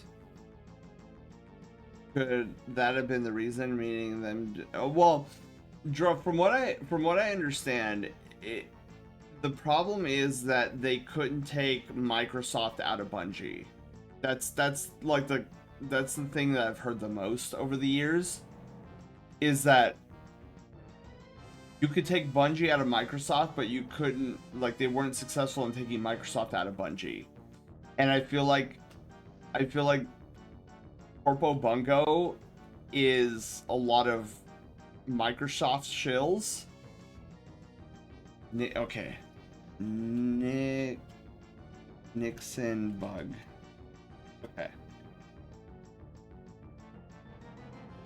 Yeah, that's right. Pete Parsons is a Microsoft employee, former. Okay, so here's Starby. I'm gonna change the name. Starby. 1 hour for Sona Sketch. Let's go. Okay. Then we need to change this to Starby. I will get that in just a moment. Save this. Okay, we can close out of this, and close out of this. Here's the next guy we're doing. This is Jan. Jan, the Lucario Dragon. That's his ref sheet. Super cool, super awesome ref sheet, super awesome character design. I don't know if I'd be able to, in 1 hour, depict all of this amazing headgear, but we are definitely going to try our best. Lucario Dragon, yes. Okay, so let me quickly do Starby.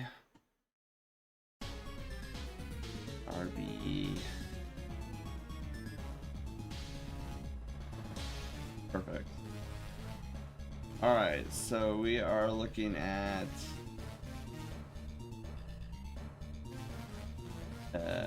what's it called?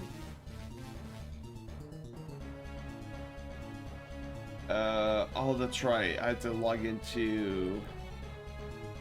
Okay, so Cyber, give me a moment. I have to log into Steam. I'm not on Steam at the moment.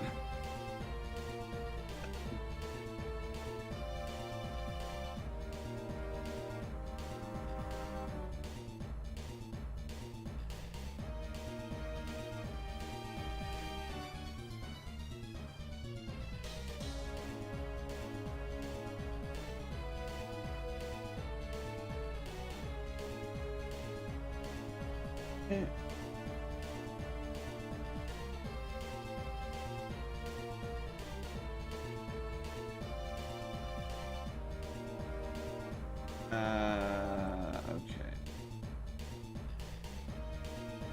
doing that?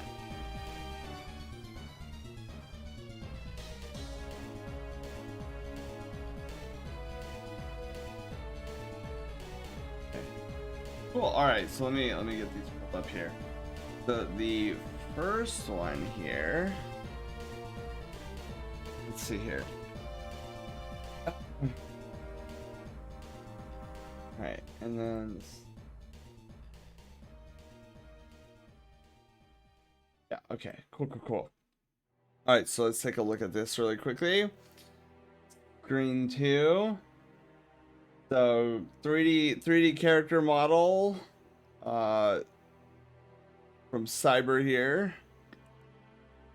This is old Uniques United demo project. So cool. And then this one is an animation.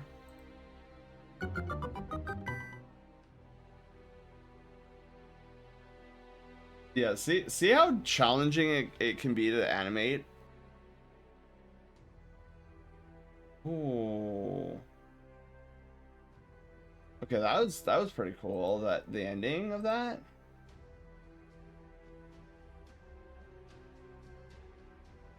Pretty smooth animation. I think it's pretty good. That I definitely like that head turn on that. Okay, and then right, Drop, that was pretty solid. We were talking Drop earlier. We were talking about the we were talking about the 12 principles of animation earlier, because several of us in chat are actually like working on animation projects. And I was telling, oh yeah, you should, if you're not familiar with the 12 principles of animation, it's definitely something you should consider. Okay, so let me get up the next one. So Blue has some art for us to see as well. Oh yeah. Okay, so let's see here.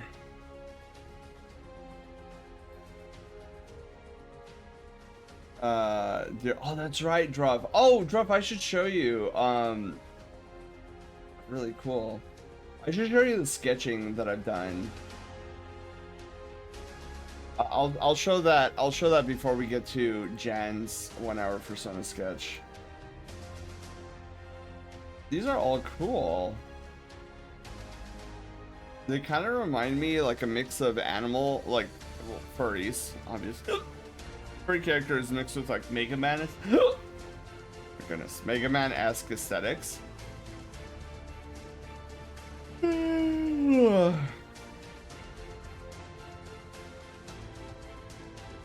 no, Dragon Cat. The animation was Cyber's.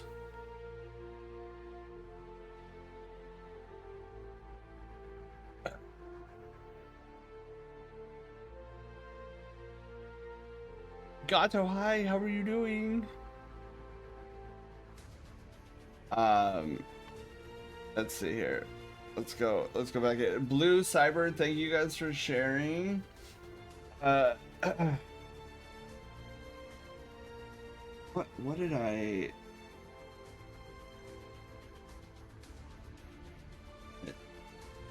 hold on, let me search for it really quickly. I know I did a sketch of my grimoire and like a rough, like super rough animation. It's only a few frames, but it kind of gets the point across. Oh, where did I put it though? Oh my god, I don't know where I put it. Hang on, I'll find it here somewhere. Oh, I think I found it. Okay. Here's the remember Drunk, we were talking about the like sketching my grimoire and having it like open up and whatnot. So this is something I should probably save this out before before tonight's stream ends, just so that I don't forget it again. But so I have like first frame, then the book opening, and then like it's midway opened, like the page, like the book page, the front of the book is right there, and then opening some more, opening fully. Did I not have another frame? Where I thought I had another in between. But yeah, that's kind of what I was thinking. So it's something super simple. But yeah, I'll have to. And I really do kind of like the design of this grimoire, because I didn't want it to be too flashy. It's like, oh, it looks kind of like a plain grimoire on the outside, but then all the juicy stuff is on the inside. On how to do this in Blender. Ooh.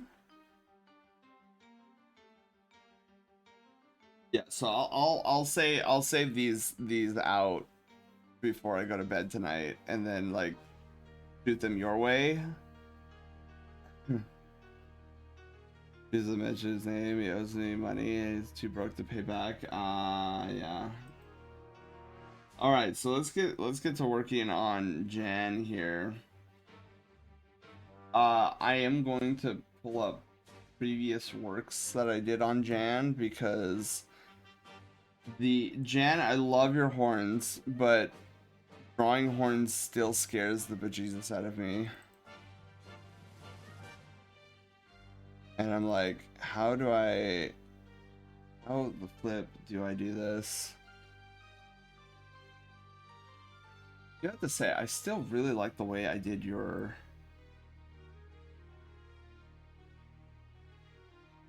I like how I did that.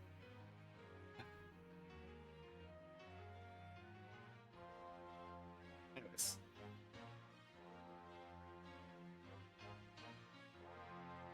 Yes. A Lucario Dragon blue. Alright, so then let me also pull up Jan's ref sheet on my third monitor here. I have reference. I don't know if for this 1 hour, for the 1 hour persona sketch, I'm trying to think. So much detail here.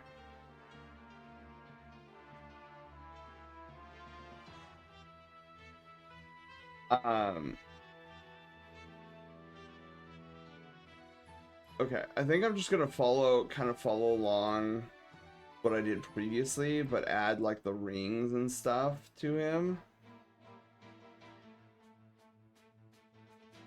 And whatnot. So we'll see what we could do in an hour.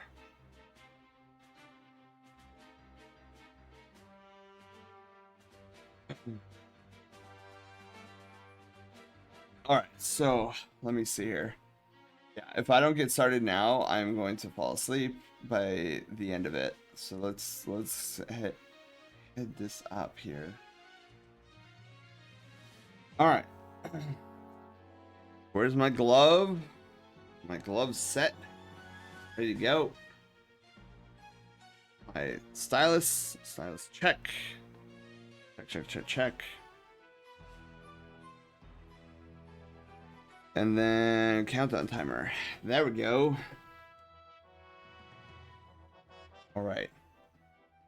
What? Let me get situated here.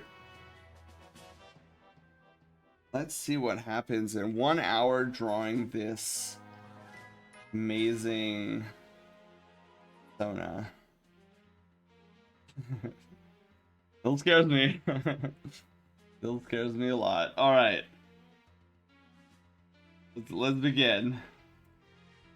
Start! Alright, so we're starting with sketch here. We're gonna do this. Wait, you know what? No. Oh. Should have kept it with the smaller circle. One of the things I have to keep in mind on this piece is his horns are so much larger in this than the original, or like the one that I worked on last time. To account for that. Okay, so in here.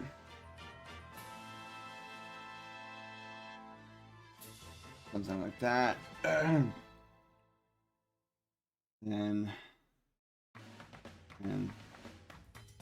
oh, I love this song. This is a remix version of it. Good. Okay.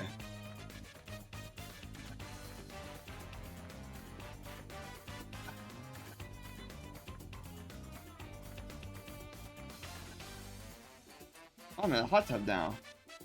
Alright, so ad break is finishing.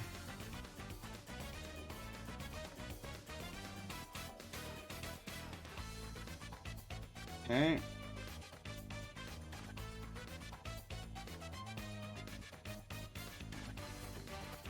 Alright.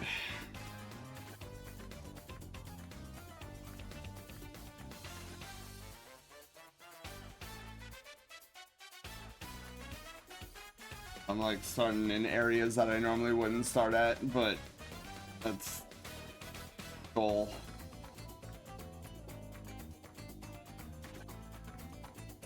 We gotta get rid of this and all this and all this and this and this and this.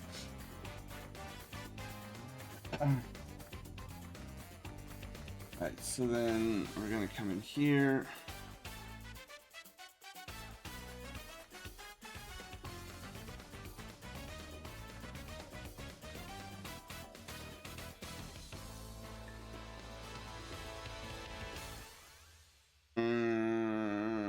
I'm trying to think. I'm trying to think.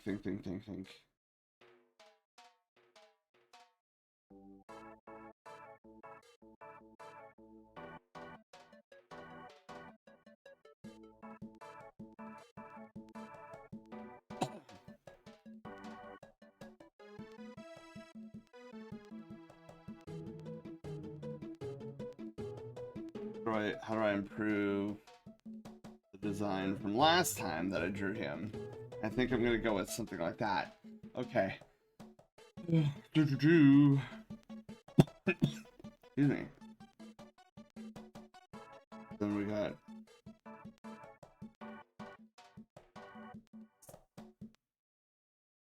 that going on here. Okay.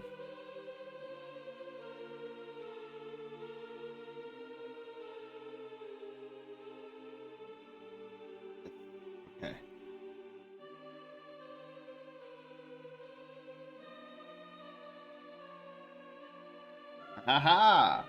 Alright. Things are looking good. Things are looking good.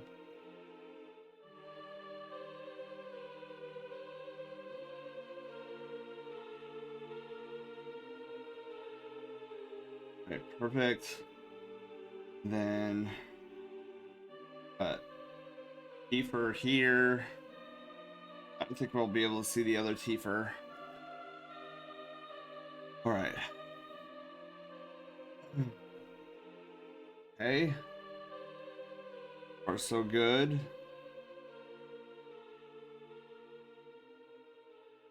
Going here.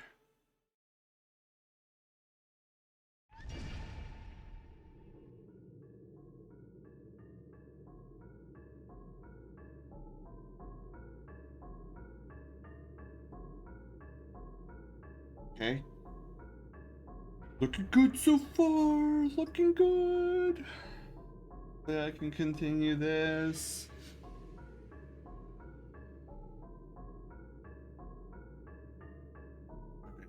The part here is horns. I always have difficulty with these horns.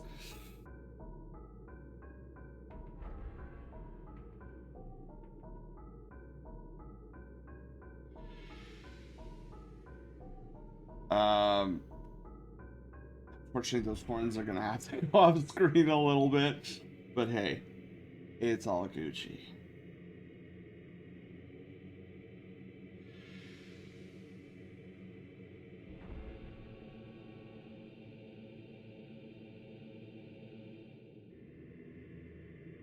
Oh, yeah.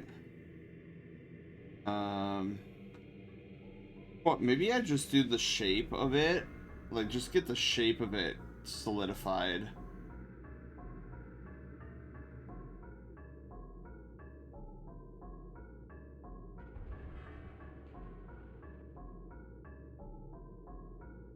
Yeah, maybe just get the shape of it solidified, and then we move it.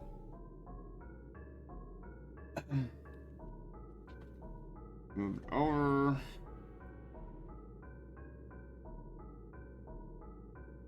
Something like that.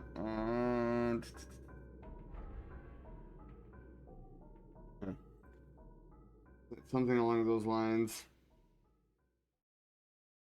I know we have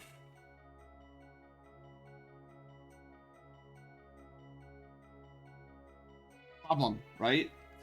Grr. I need to make the. I wish I was more knowledgeable on the ways of the dragon horns.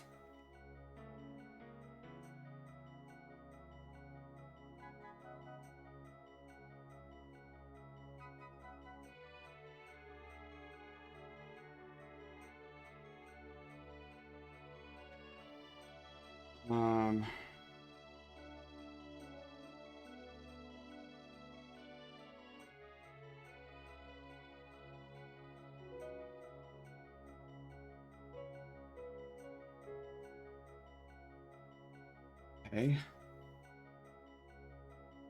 And then we have it come down. And it comes. We need like this. We might need to do a little scrunchy scrunch. We'll see.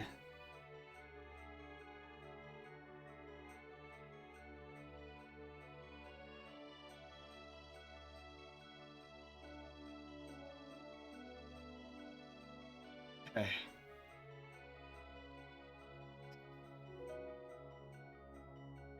Something along those lines, I hope. Then we need up like that.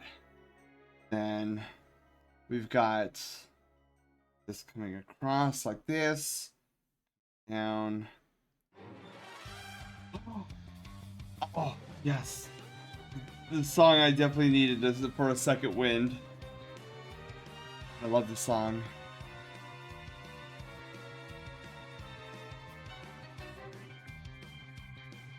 Oh God. Then up and over. That.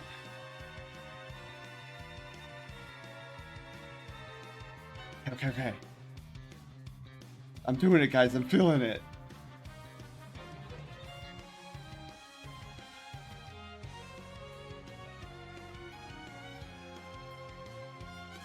Okay.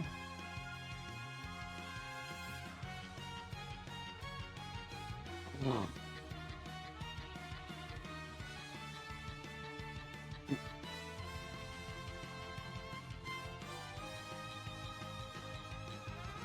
Really feeling it. Just like Shulk. He's doing it. He's doing it. Funny how a simple song can cause a second wind to happen. I was feeling like I was being drained of life force until just this moment.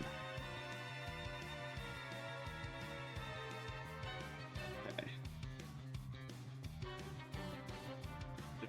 I am really enjoying how this guy is coming out though.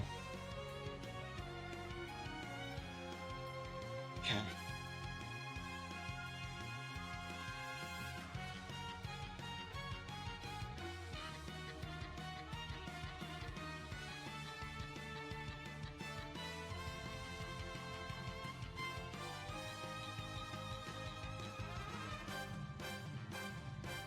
Oh, look at that. Okay.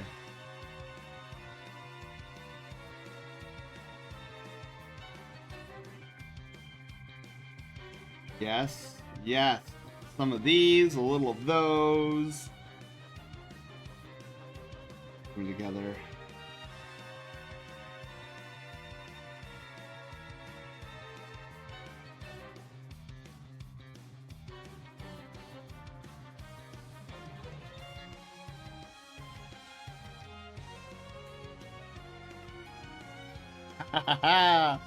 All right, all right. Don't get too cocky. Gotta keep it together. Not out of this mess yet.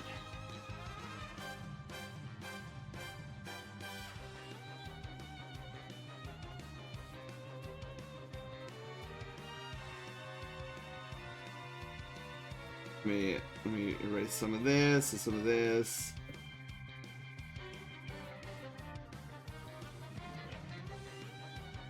Okay, all right, okay, all right. We erase some of this, some of this, some of this, some of these. Erase this. Now there's just too many like lines everywhere, and I need to start seeing.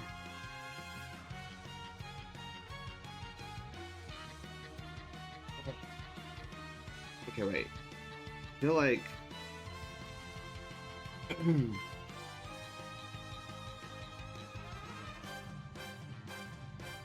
Oh, that's why. Okay, wait.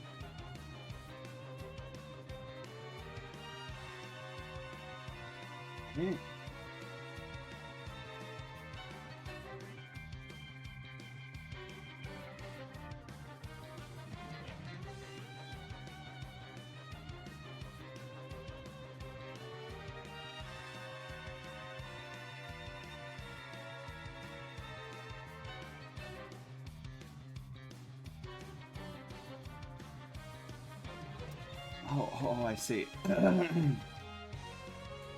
I know what's the problem here.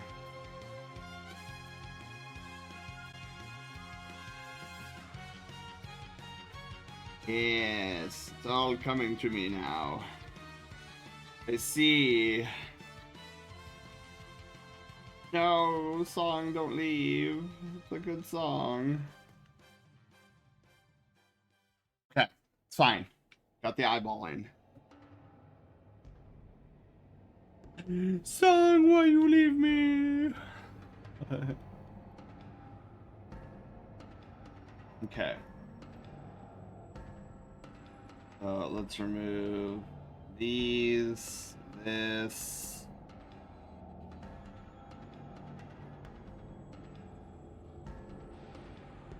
This.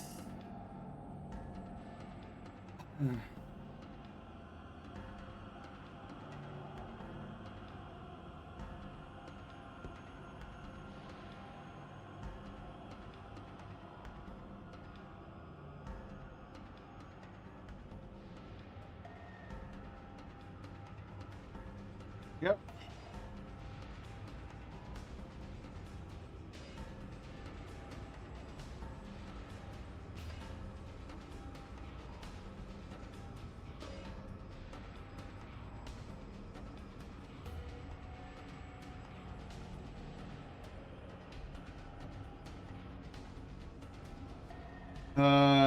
Is that right? 3. There we go. Wait, 2, 4, 6, 2, 4. Okay.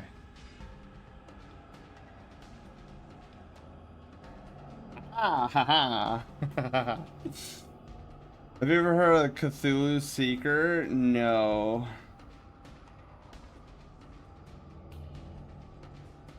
Is it a game? It sounds like something from Quidditch, or I mean Harry Potter. Sort of. I'm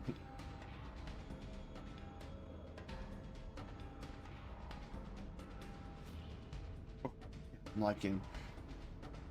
I'm very satisfied on these. Oh, his other ear! Oh, his other ear is missing! No, guys, why did I miss his other ear? Dude, his other ear is like totally missing.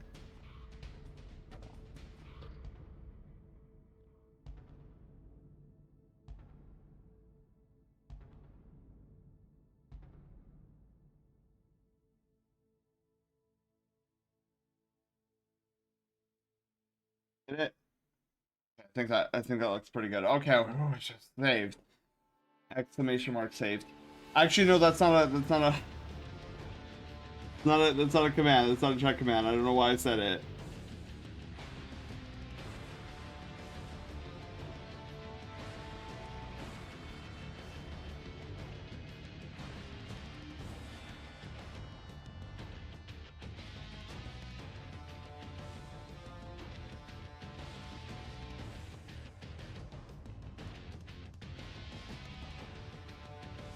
Ah, look at that, dude. Perspective, little lines, perspective, boom, boom, boom, boom. Exclamation mark save. Is Cthulhu casually in Harry Potter? No, but like I could totally see a Cthulhu-like creature being in Harry Potter. But I was actually focusing more on the seeker aspect. Because in Quidditch, it's like, oh, you're a seeker.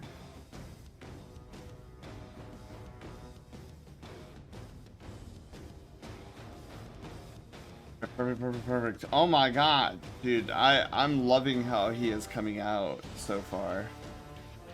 I really am satisfied. Okay.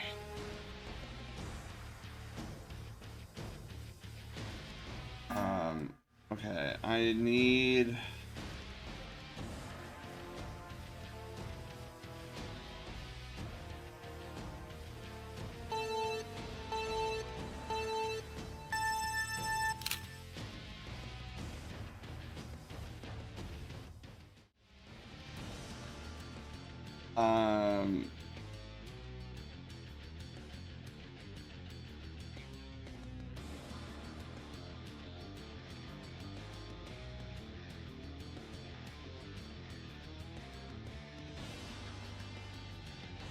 Okay, you know what? This needs to...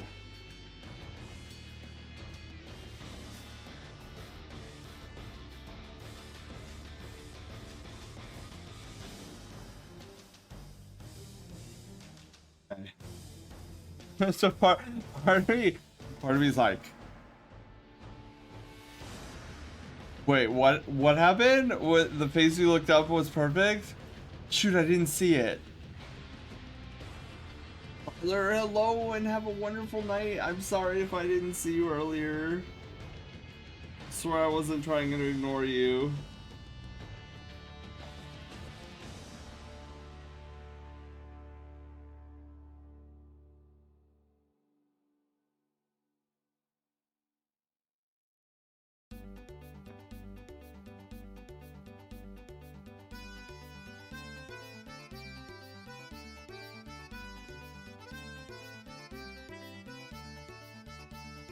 Woo! I don't remember either, Myler. I don't. But yes, you have a wonderful night's sleep, and I shall see you in the next one.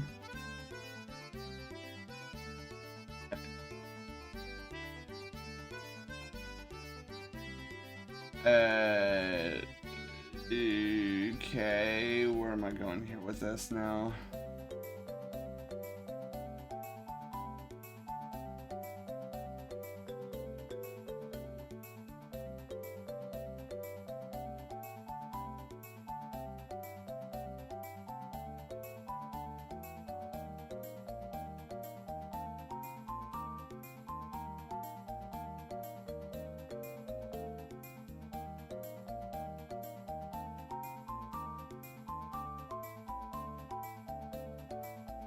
Okay.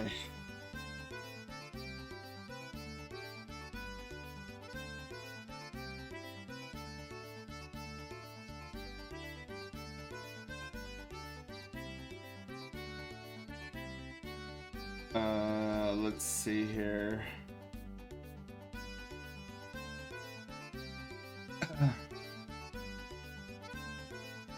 Yeah, I'm really happy with how this is turning out.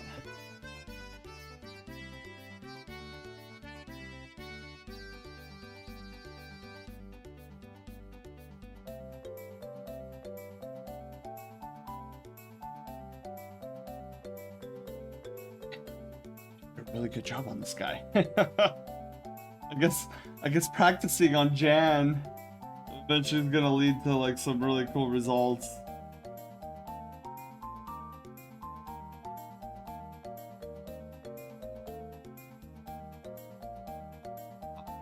Okay. So I think I'm good there. I think I'm gonna put the pause on sketching, and I think we need to get into line work. Especially since we're almost at the 30, like the halfway mark, and I'm still sketching. Been having sick for a long. Oh man, hopefully you feel better soon, Byler.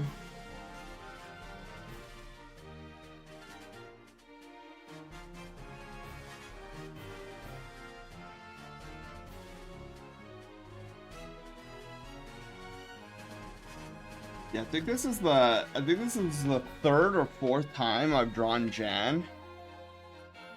And every time it scares the bejesus out of me. But then every time I get better at it.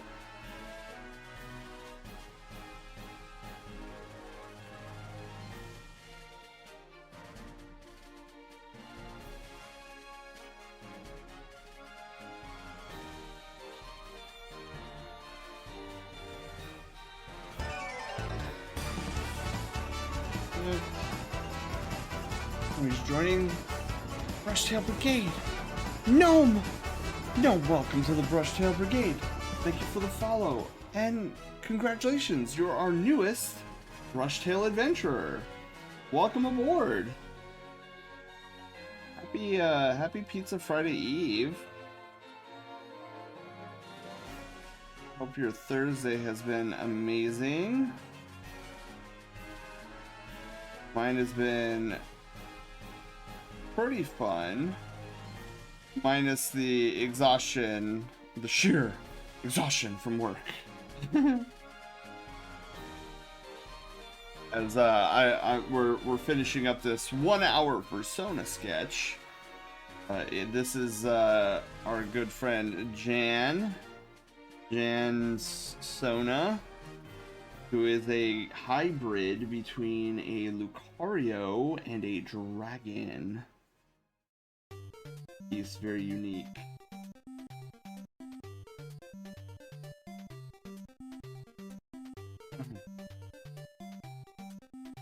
I'm thinking back about our conversations we've had tonight. I've been through the entire emotional spectrum tonight.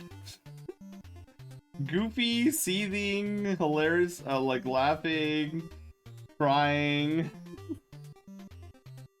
Okay, maybe not so much the crying. Maybe that's more falls under complaining. Oh my goodness.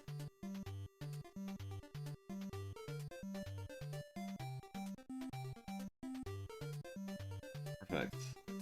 Oof. Much too much.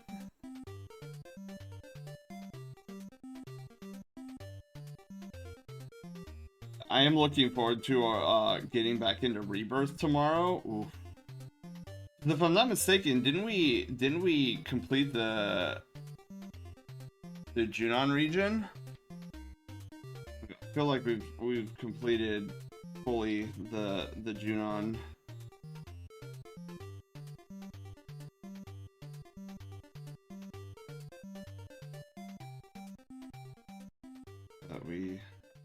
this correctly. That's for sure. Yeah, I am actually looking. So I forgot about this until just today when I went into work, but I have a 3-day weekend, and I am going to enjoy that 3-day 3 days I have off.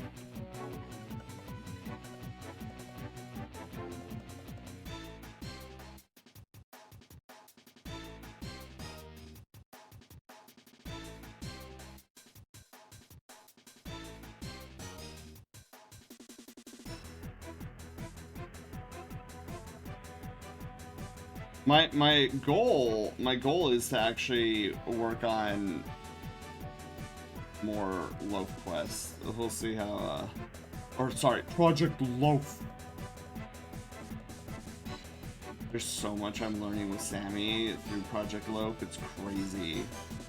I think I mentioned this last Thursday, or maybe it was on last Friday or something. But I'm flabbergasted that Sammy can create OBS sources on the fly.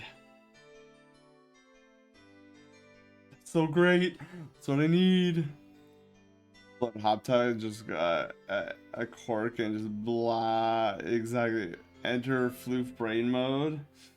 I'm getting there. I'm trying to hold back the floodgates, because there's like a wall right now that is just a tired wall that's slamming against me right now, and I'm like, please don't, not yet. We're in the middle of this.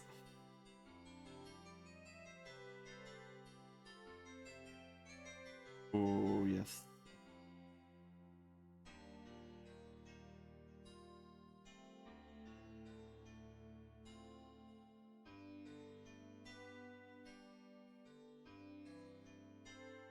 Oh my god.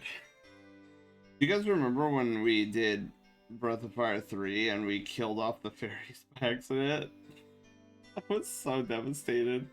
I was like, guys, I'm gonna take so much care of my fairies. Come back next episode and they're all dead. I start crying.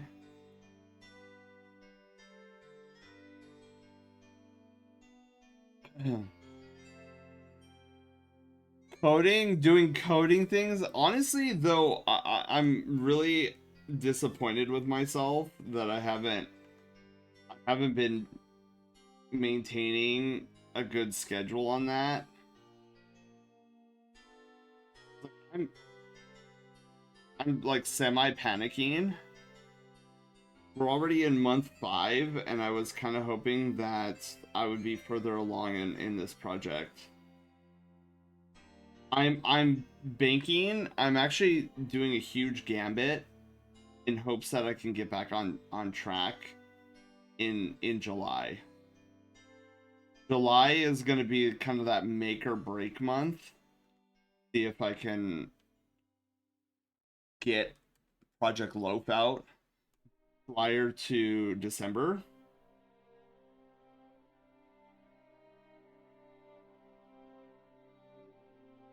Yeah, I feel like I'm okay-ish right now, but we'll definitely see. It's honestly all the animation that scares me. There's so much animation I still need.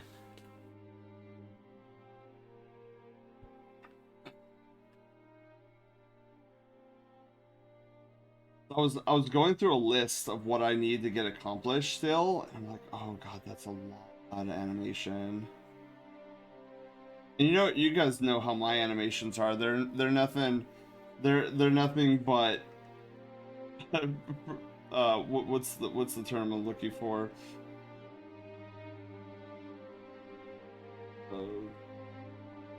What's the term that's been used to describe my animations in the past? Darn it. I'm forgetting.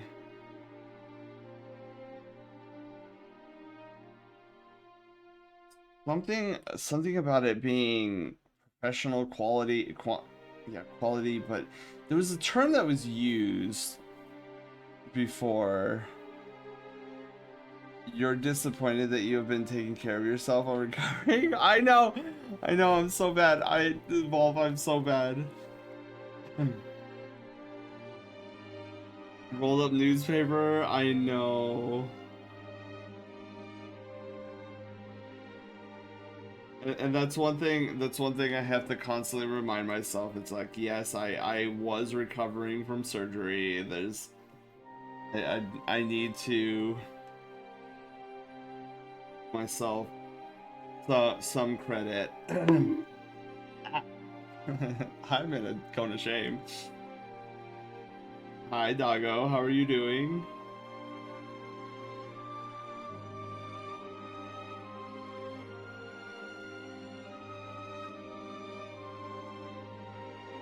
You know what? Let me. Oh,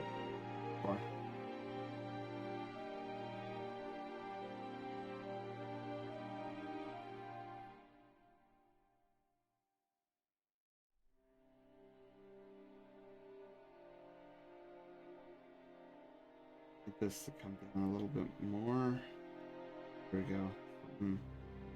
Along those lines, and then this. Oh, wait a minute. Ooh.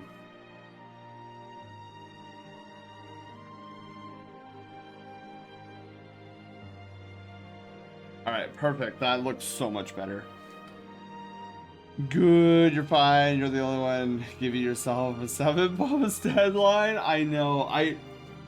This is actually true. I'm the only one giving myself this deadline. However, it's because I really would love to play this with you guys this year. I mean, if push comes to shove, like if it's truly not ready, we will just push it back a year. But me, I'm gonna do everything within my power to get it out this December. My ultimate goal. I think with enough dedication and enough time management skills, I feel like it should be more of a shoe-in than I'm giving it credit for.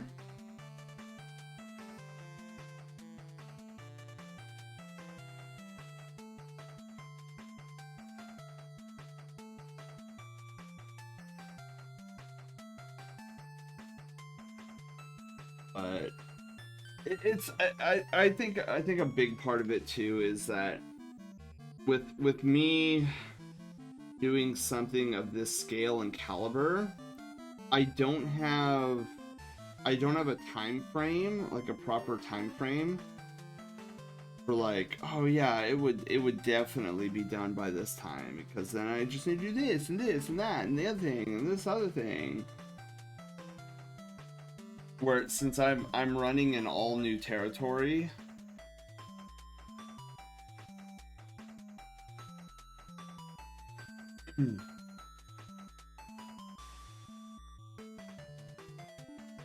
set up for disappointment. I'm actually usually pretty good at deadlines when I set a deadline for myself. So that's the other thing I'm kind of banking on, is my ability prior to make deadlines for myself and then being able to meet them fairly readily.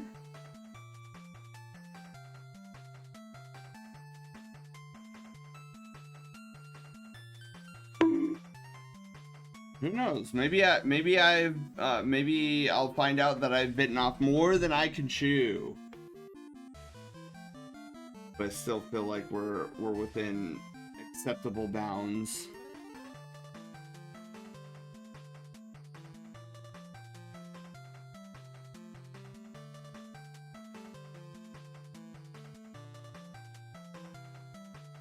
Yeah, and I think come this July will give me a huge sense of whether or not this is possible, because I still need about a month. I will need at least a month of testing just to make sure that there's no fatal crashes or errors when we debut this thing.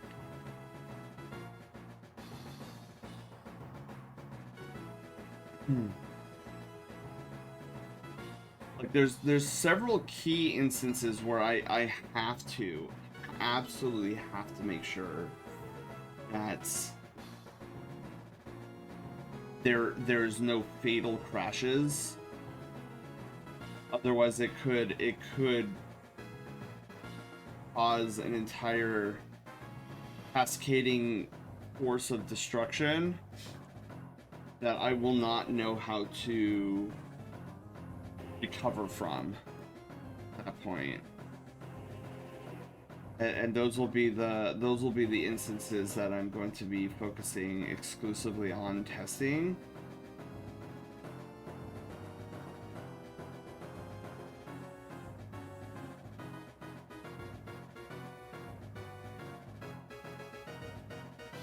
Here we go.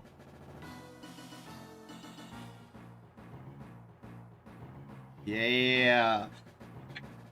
Yeah, it's so good.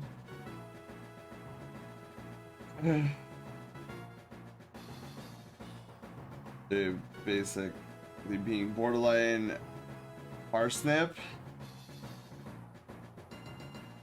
Yeah, I mean, I have a small team assembled for this project, but like the bulk of the work lies squarely on me.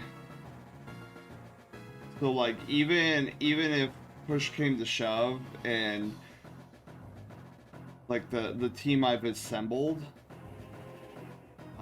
doesn't have anything for me, like I'm not completely shot. I have backups. I have backups of backups.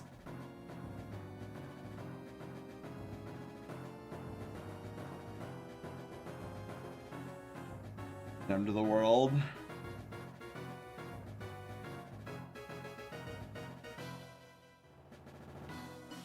Yeah, that's another thing I need to watch out for is like burnout. I cannot get burned out prior to me finishing this.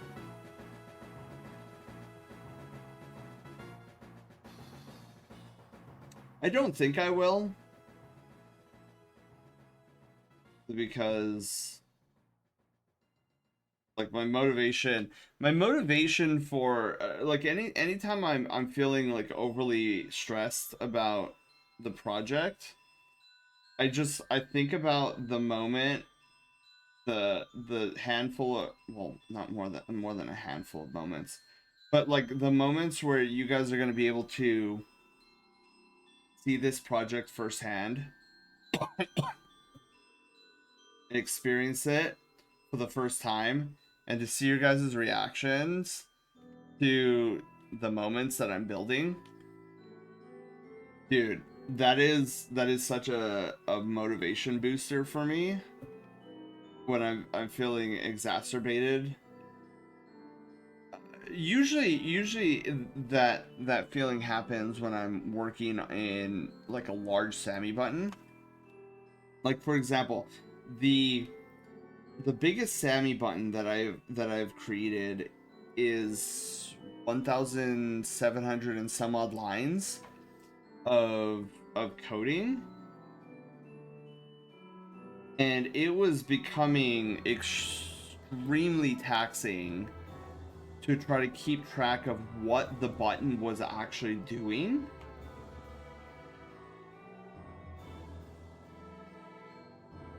The hands have brains. Catch my. The only thing that comes to mind when you say the hands have brains, is I think of the Yu-Gi-Oh card Brain Control, where there was hands coming out of the brain in the card art. That's what I think of.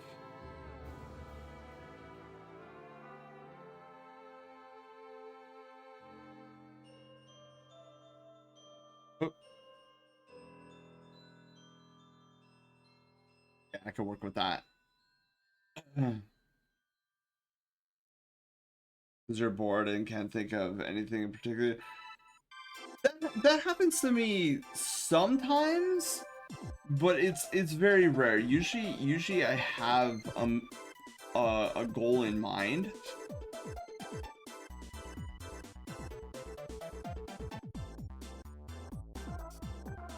Oh, and you know what I was thinking of? This is kind of like a funny thing I was thinking of recently. Is I was thinking about how when we eventually get to partner, and I was thinking, you know what I should do? I've always kind of wanted to do some joke partner push thing. I don't think I'll actually do this, but it was just a funny thought that came to my brain. Like, what if we had a stream where the roles were reversed? It wasn't that I was applying for partner. It would be like Twitch was applying for partner for me, and then I was the one determining if Twitch was worthy or not. Again, don't think I'll actually do it, but it was just like a funny thought that came to my brain. Like, oh yeah, that would be a kind of a funny twist on like the whole idea of a partner push.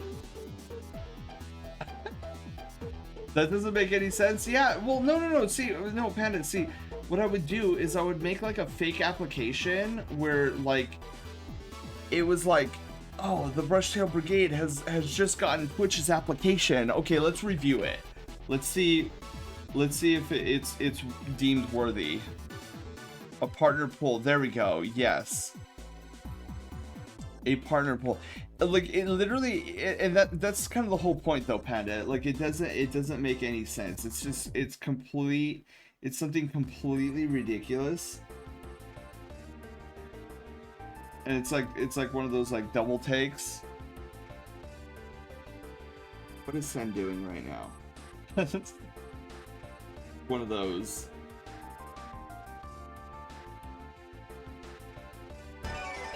Oh jeez. Not only did that scare me, but I also was like had the wrong size for the. Eli, hello. How are you doing?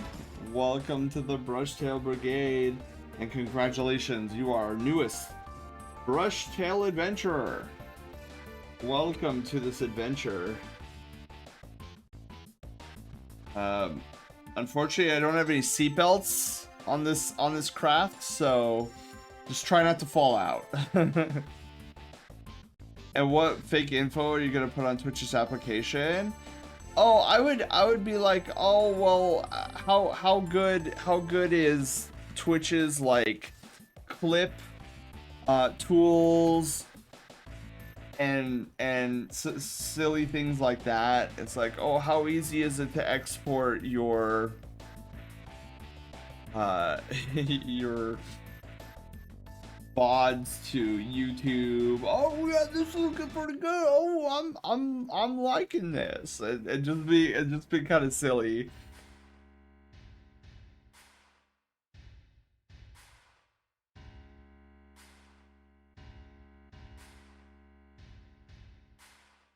Where's the pen tool? Okay, there we go. I was starting to lose my mind there. I was like, I know there's a pen tool in here somewhere.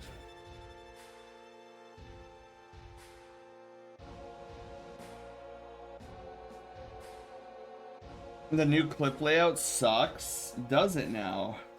See, I haven't really touched a lot with the clipping, because what I do is I'll download my favorite clips and then I'll edit them on my own computer with like special effects and sound effects and whatever. And then I'll re-upload them, and then I'll make them part of the raid alert rotation.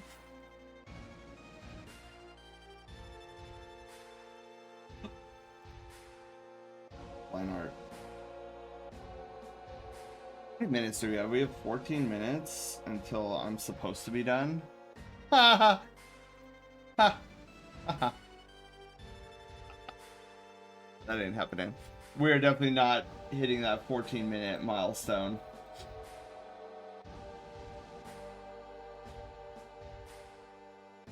But yeah, it would be so, and it would only happen too, like I would only consider doing something like that, Panda, is if we actually got the application and we submitted it.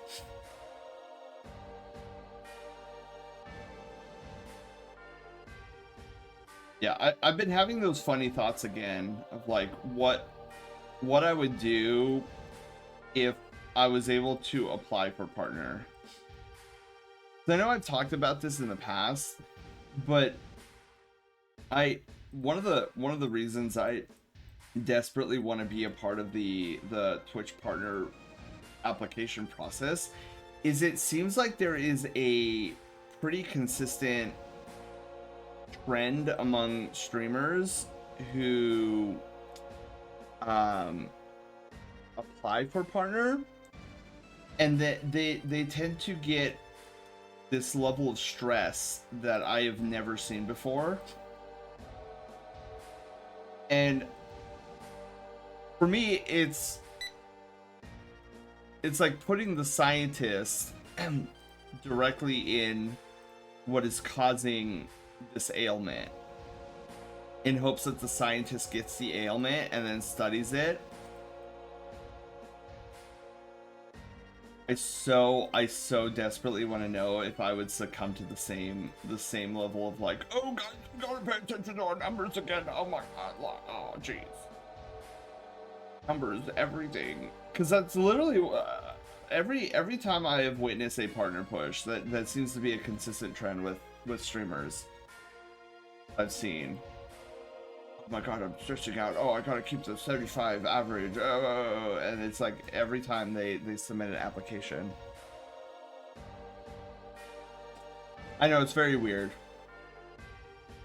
Like, you want to experience that? I'm like, I want to know what I would do in that situation. Would I succumb to the same, like, stress virus? I call it a stress virus. Like the stress, the Twitch partner stress virus. It's a mouthful to say. Like, would I get the same disease? Or would it just like would it just unfaze me or not phase me? Partner thought process to be cringe. Y'all are terrible about not caring. Wait, what? Wait, Panda. The partner thought process do not to. Okay, there we go. I was missing a link there.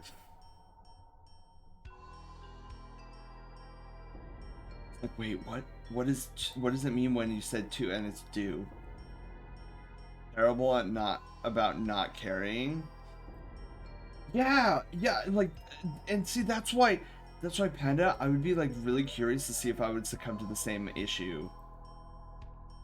Like, would I suddenly like get on stream and be like, oh, I'm so nervous. Oh my god, look, oh, we're at 74.5 viewers instead of 75. Oh god. Oh no. Would I fall victim? And a part of me wants to say no, that I wouldn't, because I don't know, I feel like I'm a weird person in the fact that I don't see partner as an if. It's like, with what I do, with how I do it, with how passionate I am about it, like, it's only a matter of time. Like, okay, even and I've thought about this. Even if it means like me streaming till I'm like 66 years old, 'cause I don't know. I don't see myself stopping streaming. Like, yeah, our streaming schedule might change over the years as like IRL happens or whatever. But the amount of joy I get out of streaming and the hyper fixation I have on constantly evolving my craft, I don't see how that magically just disappears.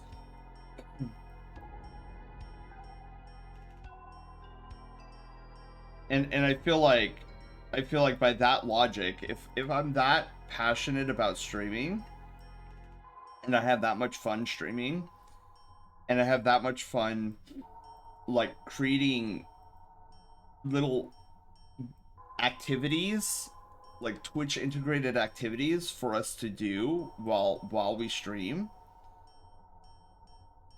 I don't see why that wouldn't eventually.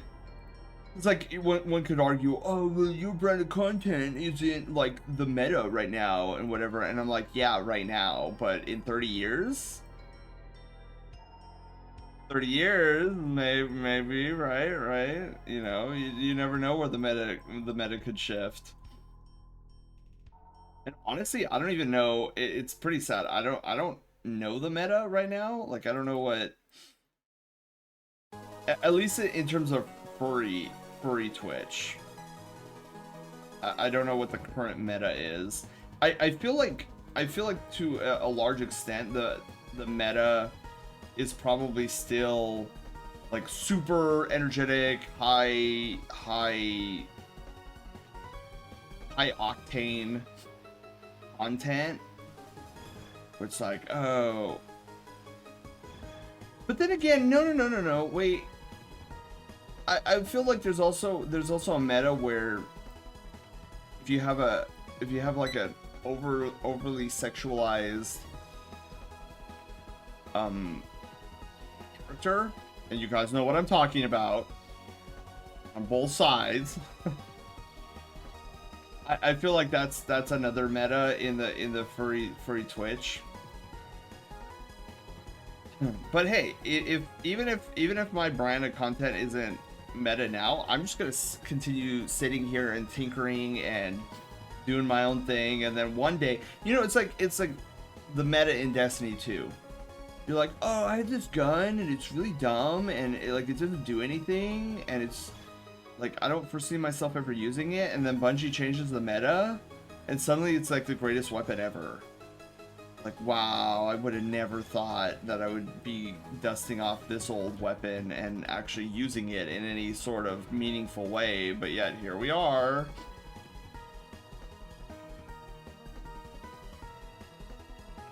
So that's why for me it's like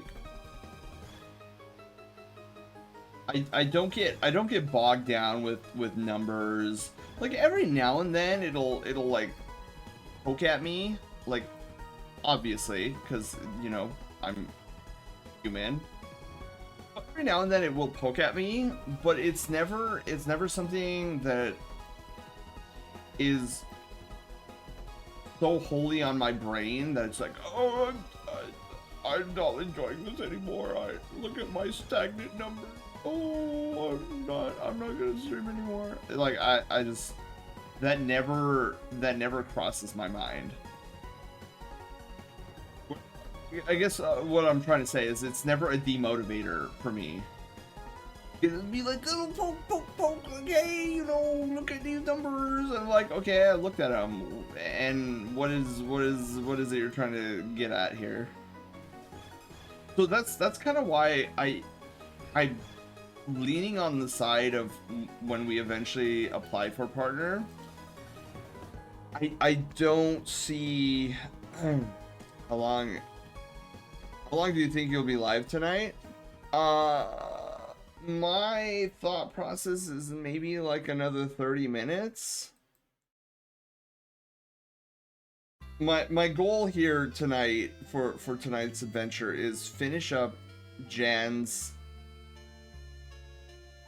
piece here and then start closing up shop. I am getting very fatigued. Extraordinarily fatigued.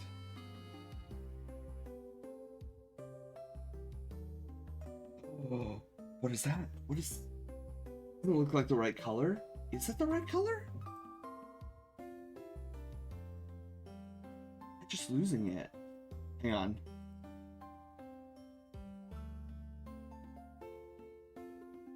Dude, that looks like a I have to be getting tired. I'm looking at this and I'm like, that's not the primer color I usually go with.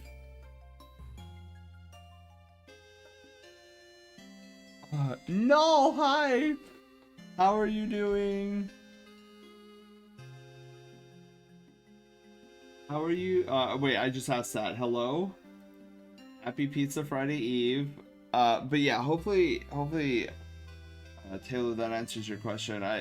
I want to start closing up shop in about 30 minutes. No, sorry. Let's make it 40 minutes. Even 30. Wow. I'm just gonna take the colors from here.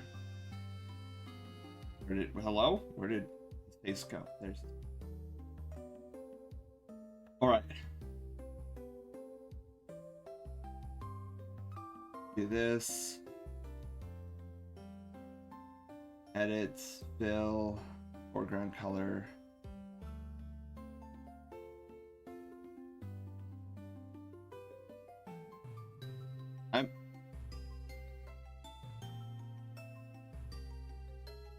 Wait. Hey.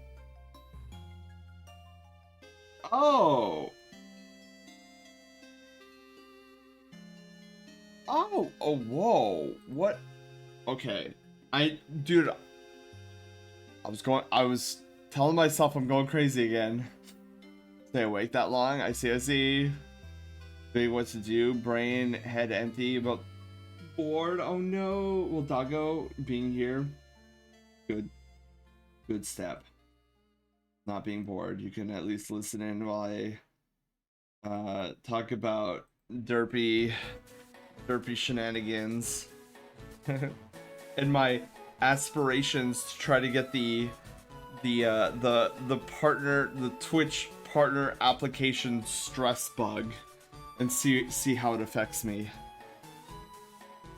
Cody, hi, how are you doing? I'm doing phenomenal. I hope your night has been going equally well.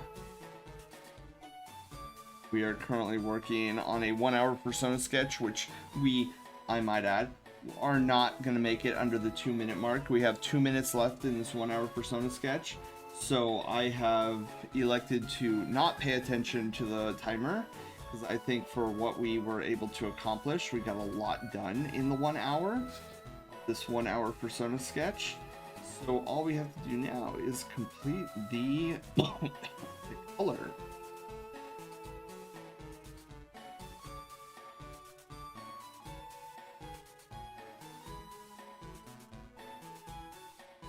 But yeah, and then the other thing I'm kind of interested in to see is what happens after I get partner. Because I feel like, I don't know about you guys, but I'm sure you all have come across a streamer that you really like to hang out with, and they were really cool, whatever, and then they got partner, and then something in their content shifted, and suddenly they weren't as appealing, they weren't as fun to be around anymore. And it just seems like they kind of shifted from where you every single time. Yeah, and for me, I could probably name, like, not that I'm gonna name anybody, like, but like I could probably name like 10 streamers that I used to watch on the regular that they got partner and suddenly their content completely shifted. It's like. And so I want to see if that same issue will hit me as well, where it's like, oh, now we're going in this totally other direction. It's fascinating. It's fascinating to me that it just happened. It seems to happen to so many partner streamers.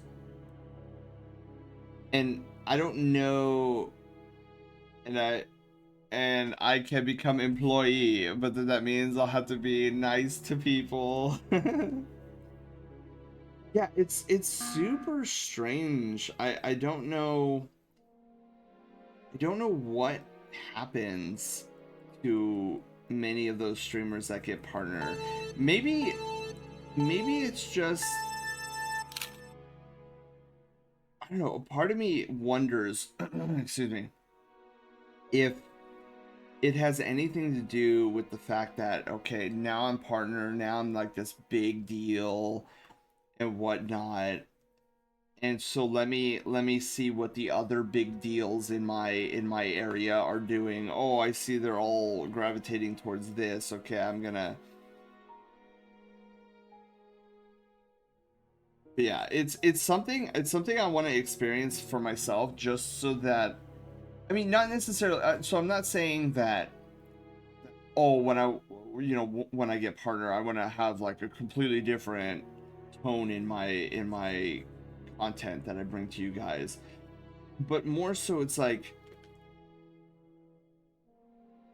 I feel like there's almost like this invisible force that we don't see, where like when an affiliate streamer like passes through that threshold, like they are no longer the same person that they were when they applied for partner. It's like they're completely different in terms of the content that they deliver. And it always makes me wonder, like, what is it that tempts them to like change it up so hardcore? Is it because they get to partner and they're like, oh cool dude, I'm partner, I have 80 viewers, whatever, and then is it where it's like, well, I've been at this for 3 months, 6 months, a year, and I'm still at 80 viewers. Oh my god, I need to be growing still, and I need to be growing more and more and more. And like, maybe what I'm doing isn't what is going to be giving me the numbers and whatever. I can totally see that happening. But on the same token, surely there's other ways to refine what you used to do, and then that'll because, like, I don't know, for me it's like, if I were to capture the attention of 80 viewers currently by the content that I provided, I just don't see why, like, with me continuously refining my content, why I wouldn't eventually like get 160 or whatnot.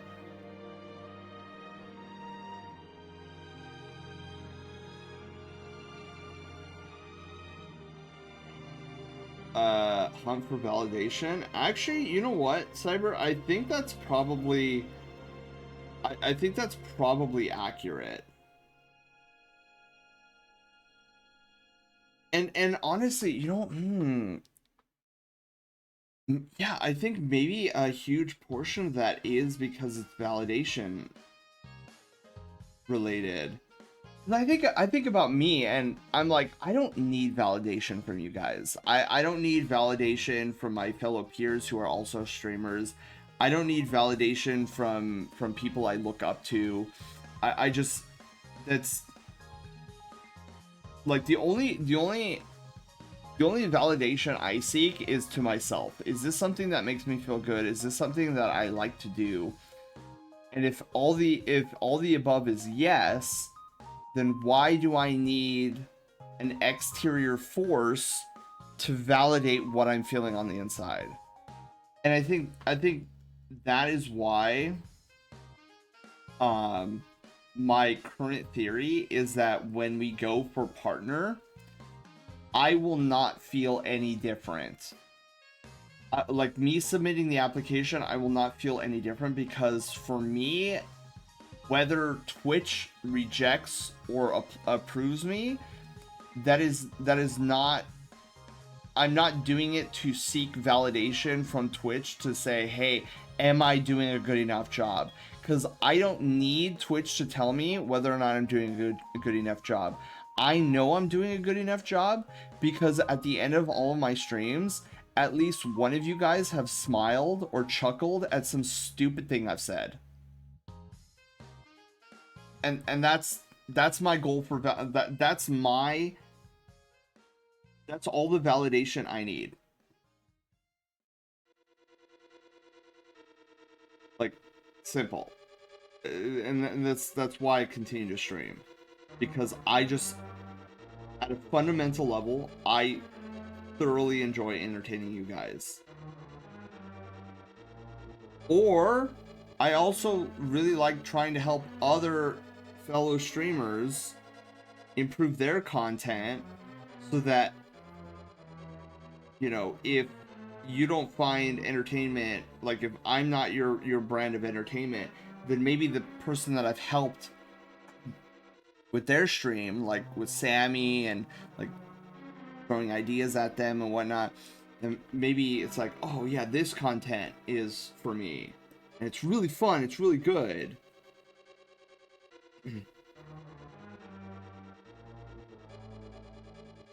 I'm a strange person.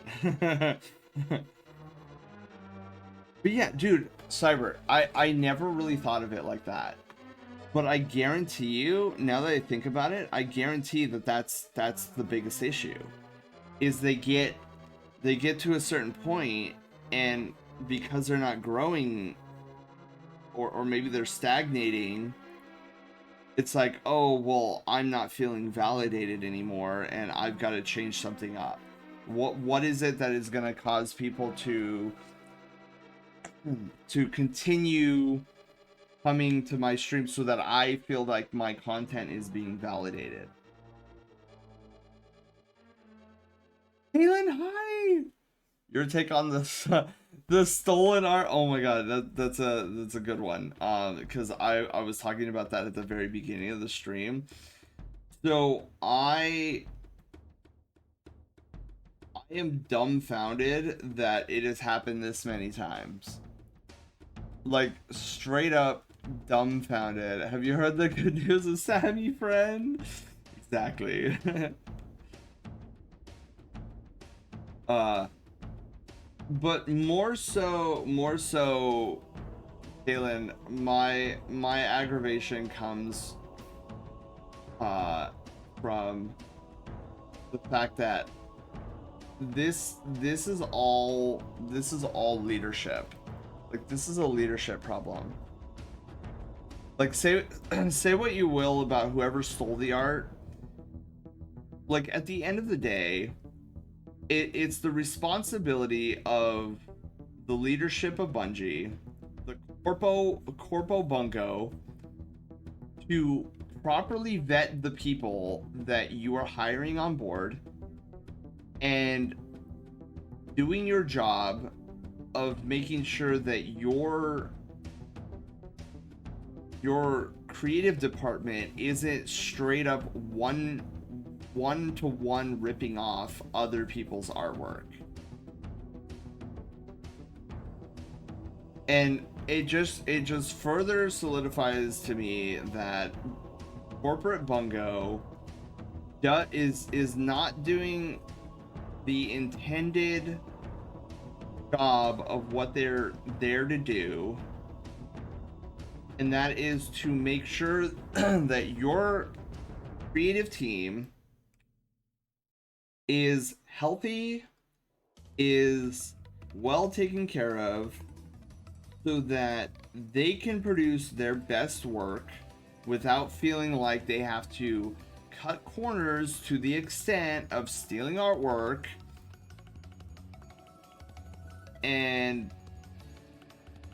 like giving your creative team what they need to unleash their full creative potential, so that you in turn can sit back on a nice sandy beach sipping tea, knowing that you're raking in millions of dollars. That's my thoughts.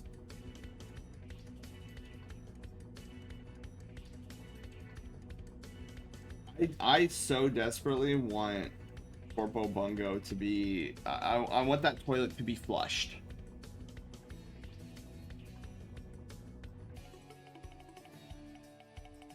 And the swifter the toilet is flushed, the faster that maybe we can get back on track.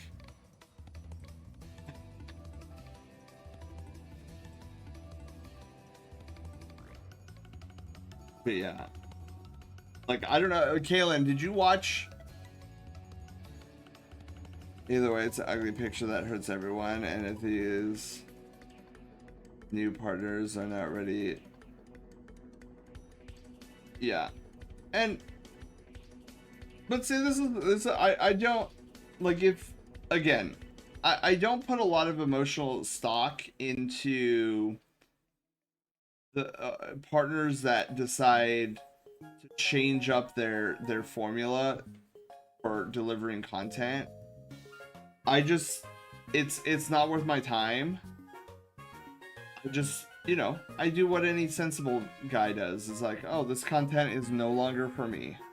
I'm a little sad that because like the content prior was really good content that I like to partake in. But at the end of the day, I'm not gonna like cry over it. Because it's like, oh, I used to like watching this guy, but then there's like 20 other guys out there that are providing that same type of content that I was used to. And so I just go there.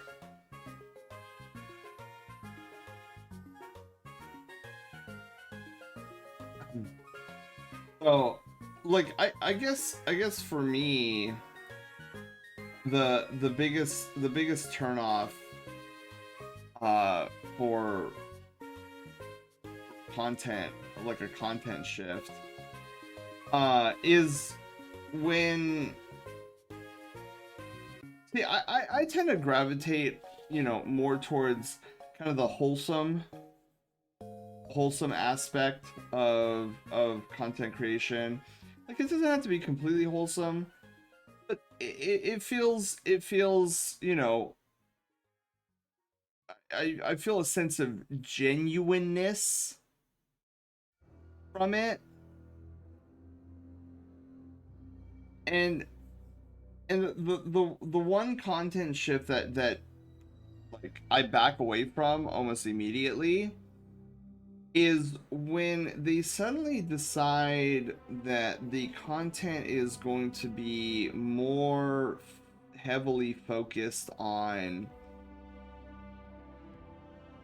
how do I say this nicely? I guess objectifying certain aspects of certain areas of the person's Sona or VTuber. And I know you guys can read between the lines of what I'm talking about. And then that kind of becomes their identity. The different treatment you'll get for being a partner, especially at new streams you're visiting. For new streams you're visiting while Twitch surfing. Portal for me. Okay, so I'm very curious, Panda. What do you mean by that exactly? Is the potential different treatment you'll get for being partner?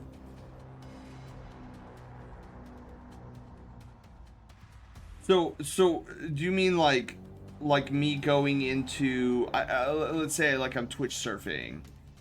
Are you saying like, oh,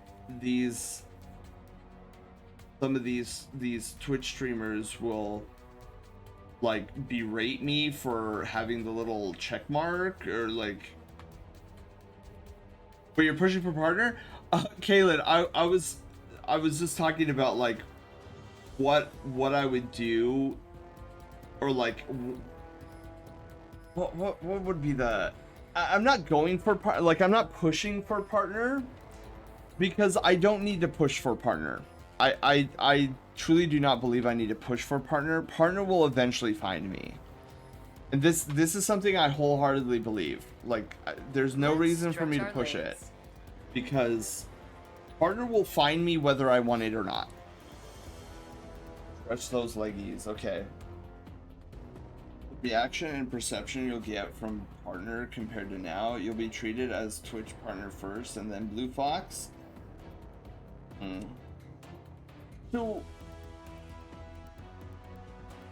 And I guess Panda, I'm proving your point, with like the biggest hurdle being that, just because like I'm not sure I know an example, um of what you necessarily mean by partner first and Foxxo after. I mean, I the only thing I can reference is, I guess, like the more social aspect of the fandom, where I feel like people at cons, um like typical fursuit problems, where people are attracted more to the fursuit than the person underneath it. And if that's the extent of what I'm gonna have to deal with, I feel like that might not be as big of a hurdle as you make it out to seem. Because for me, I don't really care if people know the fursuit, like my fursuit, more than the person, like me, the person underneath the fursuit. Because, like, honestly, I'm not looking for people to, like, I feel like in terms of my inner circle of friends, like, I'm not somebody who's like, oh dude, I need like 300 inner circle friends, right? It was a soft drink. Oh my god. No, did I say hi to you yet? um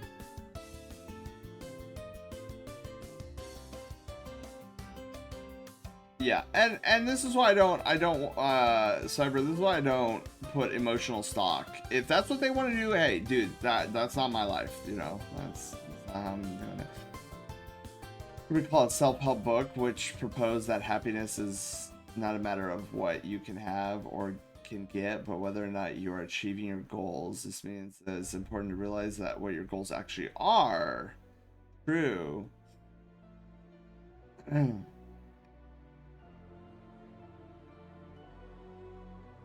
Oh, I could. Oh, Kaylin, when I say objectifying, I could probably name like 10 people off the top of my head.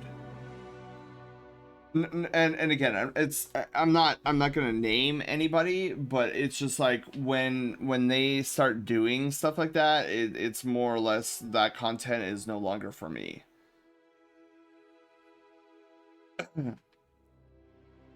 People interacting with you for the first time will treat you differently on Twitch, in my opinion. They'll either be stressed out by you or try to buddy up with you. Oh, okay, so stuff like that. I will feel bad that, like, I have seen that before. Now that you mention it, like, where it's like newer streamers, or like just affiliate streamers, have like a scared or stressful time around partner streamers, and I'm not overly concerned with it. In my brain space, it for me, it'll be more cute than anything. It's like, oh, they think I'm some kind of like idol, and they think that, you know, that, oh my god, you know, what if I piss this person off? It's like, no. Like, I feel like my personality speaks for itself, including in Twitch chats. So I'm not overly concerned there. But as far as people trying to buddy up to me, I do know that that's going to be an issue. and I feel like I'm going to enrage a lot of those types of people by sheer accident, because I'm kind of well, you guys know this. I'm a forgetful person. Definitely a forgetful person. So I'm sure there'll be people like, oh, you want to collab with me? You want to collab with me? And I'll be like, oh yeah, I'm sure, whatever. And then, like, I'll just completely forget, and then they'll take it as like, oh, I'm ignoring them and whatever, and not not understanding who I am as a person, and I feel like that's kind of your fault. Like if you don't know who I am, it just kind of proves my point that it's like, oh, you know, looks a little sus, you know, you don't really know who I am. You don't hang around that much with the Brushtail Brigade. Like Lino, for example, Lino hides their partner badge, or used to. I don't know if they still do. To be treated differently. I I won't lie though, Panda. You've unlocked a new curiosity in me. I would love to see how people interact with me if I ever got the, or sorry, when I feel like Linus in the Great Pumpkin. Oh my god, if uh, this is what does he say in the Great Pumpkin? Good grief, I said if. I mean when he comes. And then he says something along the lines of what is it? Something about like slipping up that badly can cause the Great Pumpkin to pass you by. But it'll be an initial hurdle for you, in my opinion. You'll be treated differently to some degree around newcomers. Yeah, and I would love to. I would love to see how those interactions play out. I've been playing that Pokemon Center simulation game. There's a Pokemon simulator game.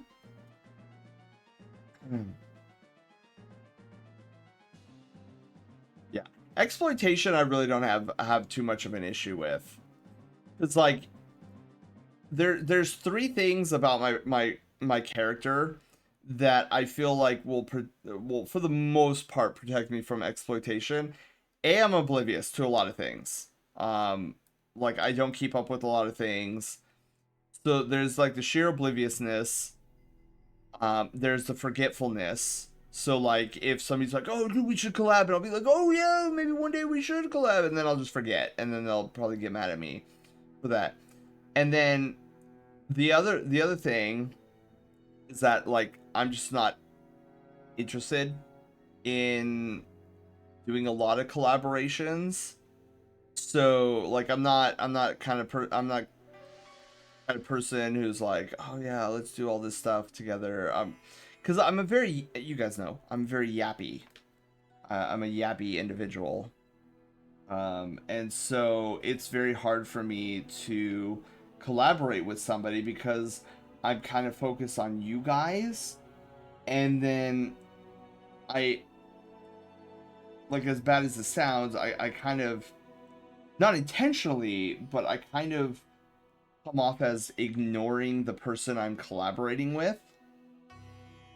And you could kind of see this a lot in, this was especially prevalent in Just Together streams way back when I was doing collaborations on Link to the Past randomizers. And it wasn't me intentionally ignoring everybody else in the Discord call. It was just like a lot of times their conversations I didn't know how to relate with, so I would generally just deafen and mute myself from that part of the call, and I'd spend like 6 hours talking to you guys.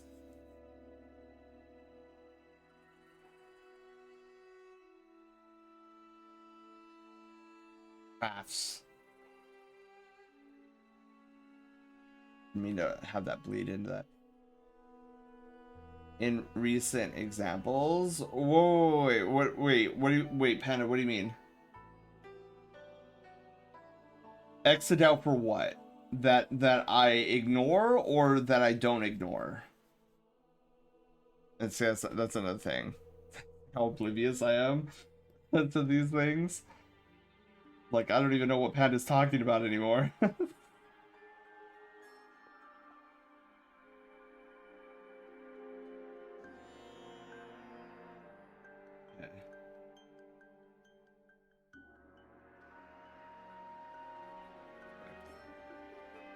You also still have active job outside of Twitch.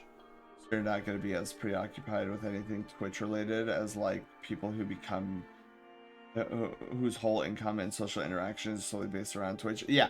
And Gato, I think that's another reason. I think that's another reason why I will be, in my opinion, mostly immune to the idea of getting stressed out about partner pushing. It's like, at the end of the day, I don't need Twitch, right? It's not my life. It's not my income. Something I do for fun. But see, I look as getting back to the partner thing. I look at myself as Saitama from One Punch Man. Like what Saitama decided to become a hero because he thought it would be fun, right? Turns out he was the strongest out of all of them, and he's still like a grade C hero, even though he could easily beat any S tier hero that comes his way, and he's okay with that. Like he understands his own value, and he's just doing it for fun. And like the grading, it doesn't matter. At the end of the day, it doesn't matter. The numbers don't matter to me. It's entertaining you guys. Like the only reason numbers would ever be like, the only reason I hold value to numbers is not because, oh, pretty funny number go up, right? It's that if number is going up, that means there are more and more people that have a nice, snug, fun place to hang out with, like to hang out in for any number given hours that we decide to stream.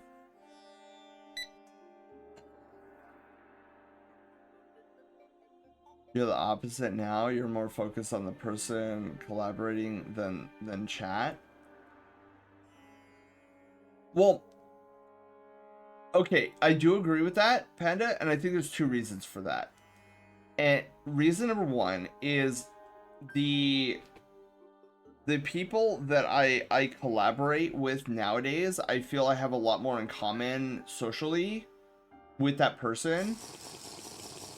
So I'm able to have conversations with them that make sense to me, right?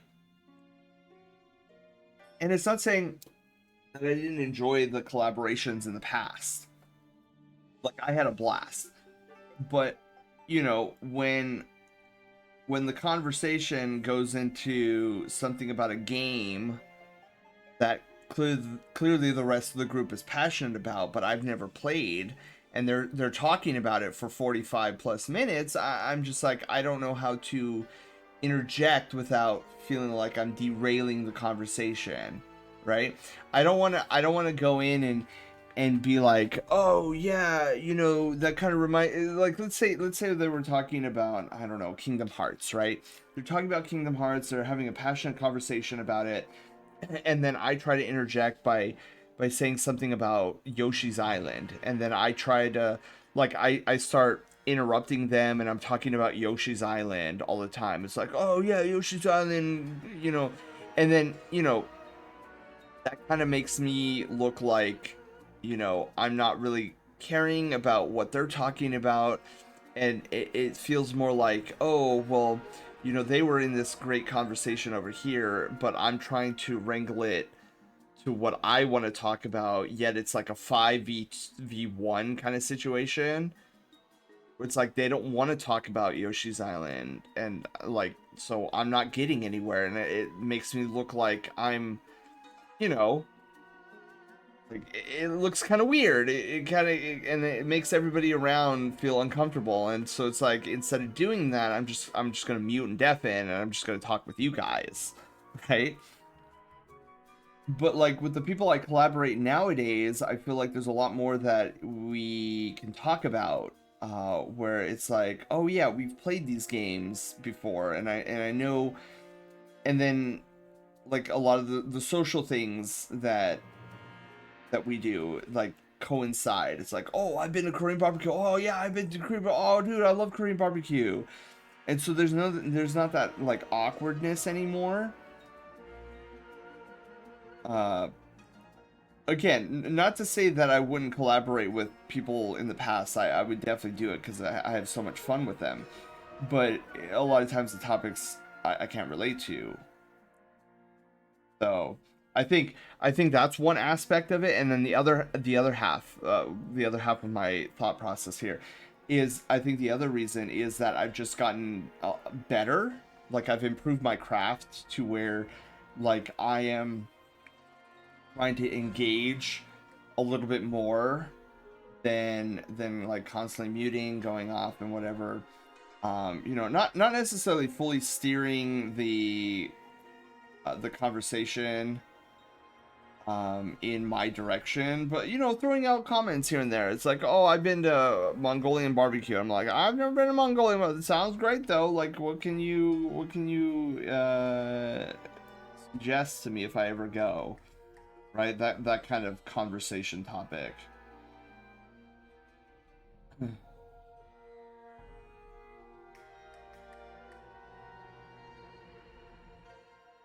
How many different colors Chan is? I wanted to try to be done in 2 minutes, and that ain't happening.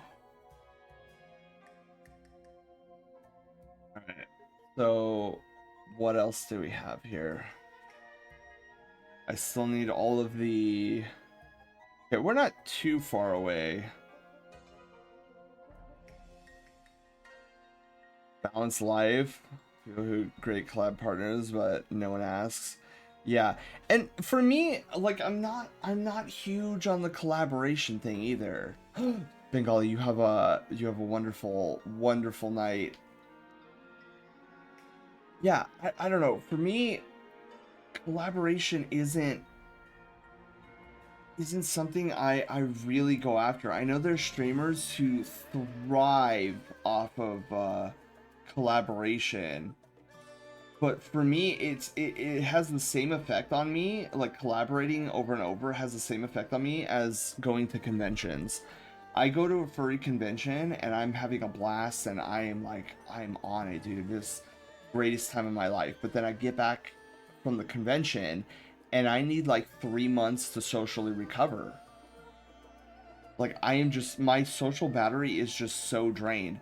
So I get the same feeling socially when I do multiple collaborations in close proximity to one another. It's just so draining to me, and I cannot do it consistently.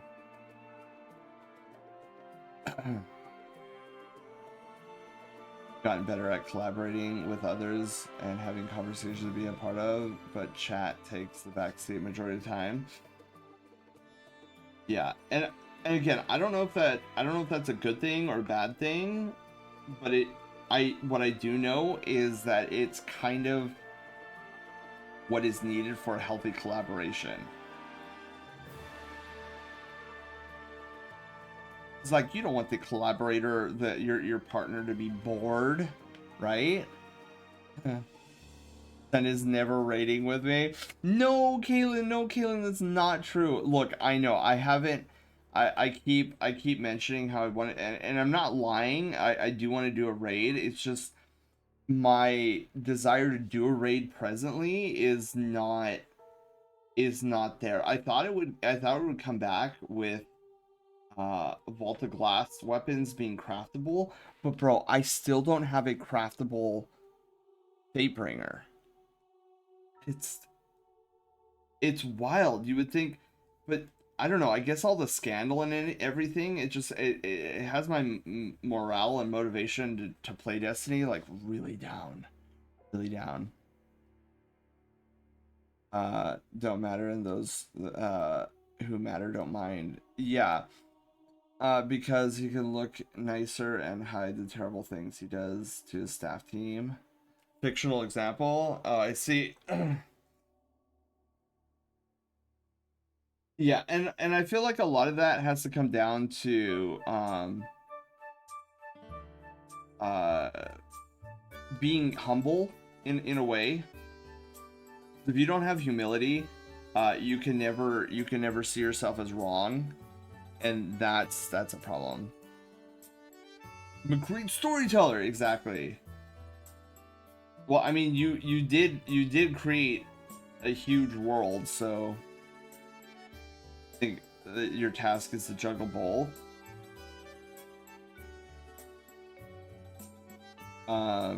Somehow, fun to watch you two streamers have fun, fun time, but in the Twitch chat role, you have no incentive to talk or engage because you're ignored.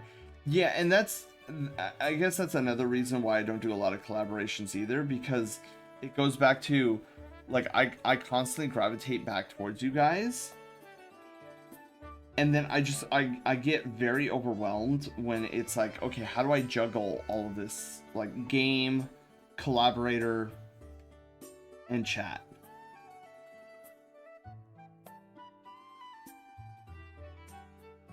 So that is definitely, even outside of fiction. Oh my goodness. I'm almost done, I think. I just have a few more spots to color and then I'm done. And then we'll raid out, because, oh my god, I'm getting so exhausted. Even though I was exhausted to begin with.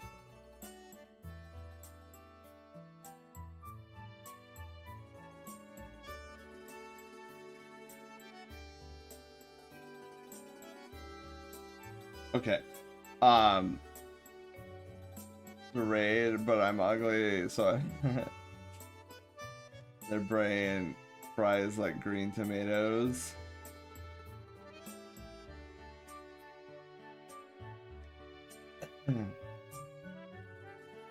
There goes the complexity underneath that guides my logic and responses. Yeah, it's all about finding your right audience. But yeah, I guess getting back to the topic we were talking about a while ago with like content shifting. Yeah, so it would be interesting to find out if like I would succumb to a similar bug / virus of like, oh, now I'm partner, now I gotta change up my whole repertoire. Oops, that is the eraser button. Eraser tool. We'll see. We'll all cross that bridge together. It's just so the reason I brought up the topic again, because I was thinking about it recently, about like how funny it would be, like what are some of the funny stupid things I could do to not necessarily make fun of, but like poke at the idea of partner pushing, because I think you guys and I kind of share the same mentality that partner pushing is kind of a ridiculous and kind of cringe action. This is like, you should honestly, you should know whether or not you're partner material. Like, you shouldn't have to have a corporation validate that for you. And I think that's what frustrates me the most about partner pushes. It's just it just feels like a shallow attempt at validation when you shouldn't need that validation to begin with.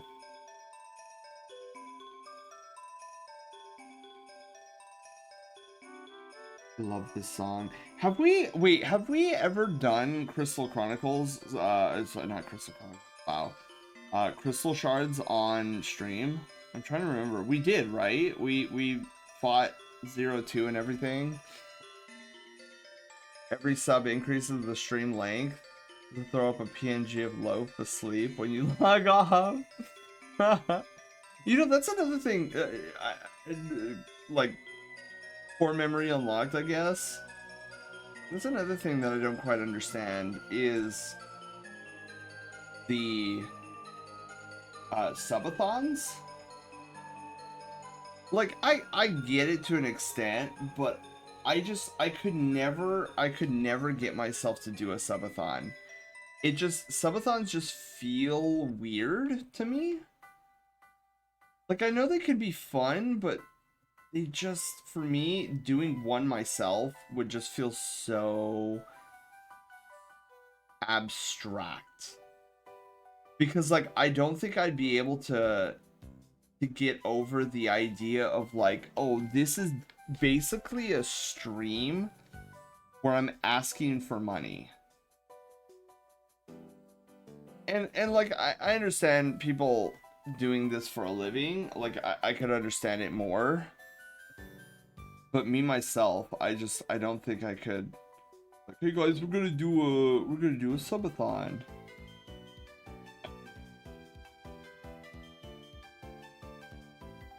Like, I feel like the closest thing this channel gets to a subathon is my birthday stream. Where you guys tend to go hog wild. Even though I tell you guys no. That's why we have the dono jail redeem.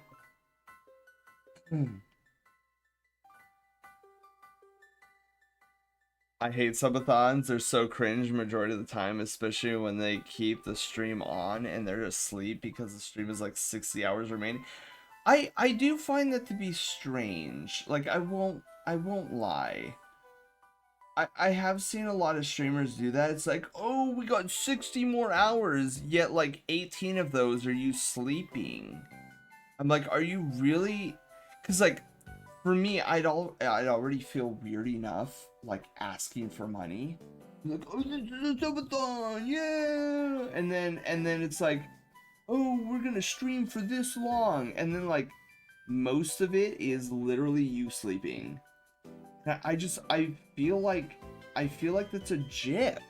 Like, you're kind of paying to elongate this timer to see more content, and like over half of it, I feel, is devoted to nothing but reruns.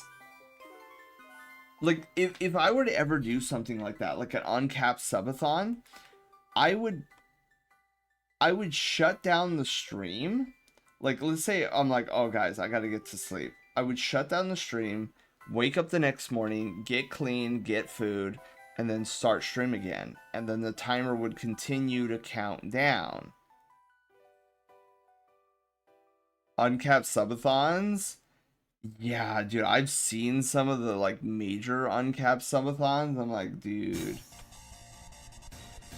24 hours of low sleeping, peak content. Well, I've heard, this was years ago, but I heard a story about a channel, a Twitch channel that was live 24/7.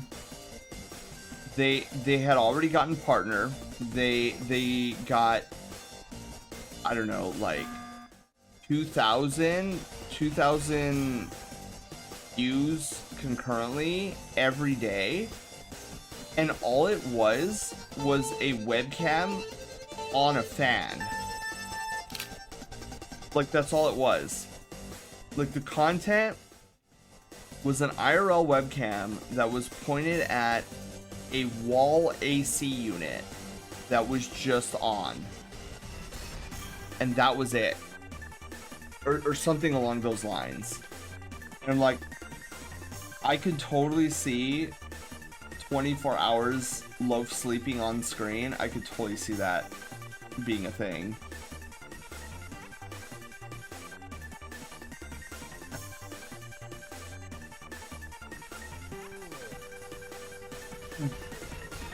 Like again, to an extent, I get the need for a subathon. Especially for those that make a living out of this.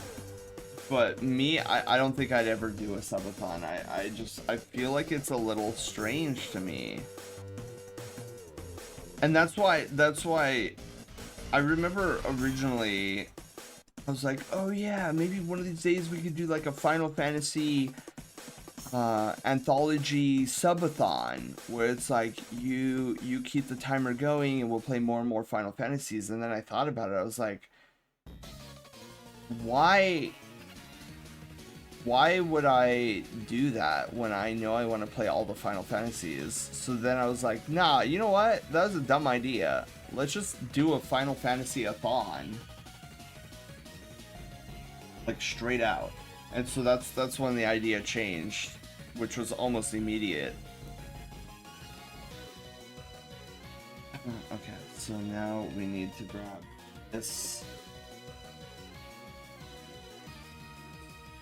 If I was more awake and alive, I would have been done with this a long time ago.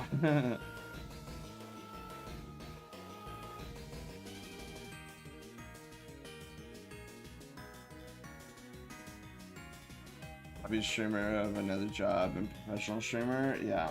And I do realize that the subathon idea is like a well entrenched concept for Twitch. Like, nobody really bats an eye to it, but I still feel weird about it, because I just don't like asking for money like that. Because I mean, no matter how you slice it, a subathon is basically you asking for money, right? That's the whole point. It's like, oh, subscribe to me. Like, yeah, you guys get something out of it, sure, but it's just like, oh yeah, I need money, like, please give me money. It'd be different if it was a charity stream, I feel, but that's just my thought.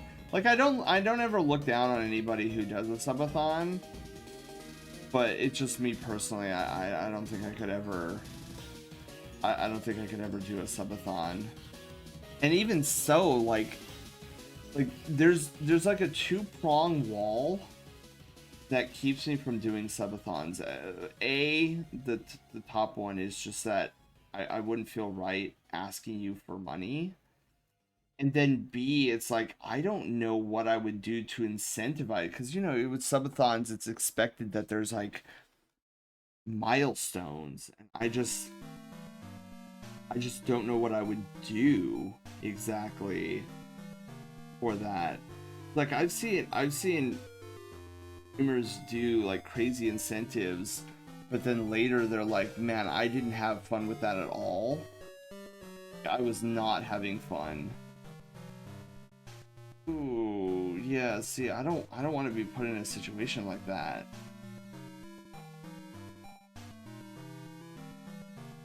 Like, if it's not fun for me, then it's not going to be fun for you guys to watch. Then I'm just there being miserable trying to get through this game or whatever I'm challenging myself to.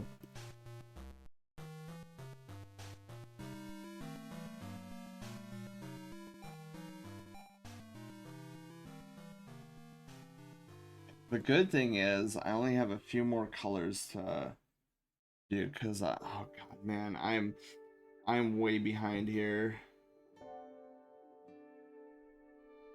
I really wanted to be off by 11:30 and it's 11:45 now. Oopies.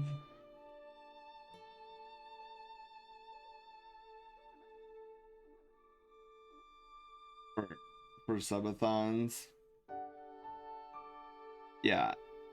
Like I said, I personally don't like them. I will be a part of them. Like, I will like watch, like, if one of my favorite streamers doing a subathon, like I'll definitely join in. It doesn't, it's not one of those things where it's like, oh, I'm no longer watching your stream while you're doing a subathon. But yeah, it's just me, myself, and I would not partake in doing one on this channel. I mean, unless it's for I don't know, like, I'd consider it if it was like, oh yeah, dude, like, send mom broke her leg and she needs to have this procedure done to make sure that it heals properly, and we don't have enough money for it. I would consider maybe doing a subathon then, just be like, hey, yeah, I just wanna like toss all this money towards the medical bills or whatever. I could totally see something like that where like the money I'm requesting isn't going for like myself and personal luxuries. It's like, no, this is to help save a family member heal properly or whatever. I'm head off. I sleep as well. CJ, you have a wonderful night's sleep. Thank you for being here. Had fun tonight.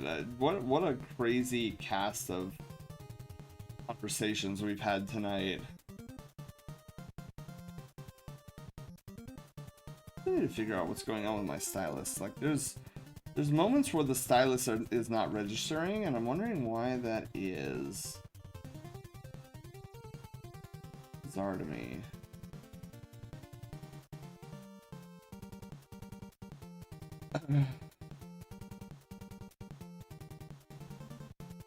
And with mockery and savage critique, sometimes insults. It's definitely a blunt way of doing something like that, we'll say.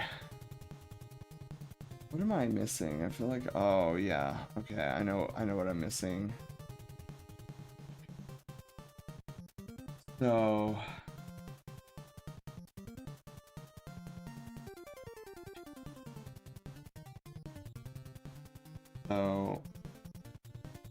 I'm gonna do this on a separate layer. So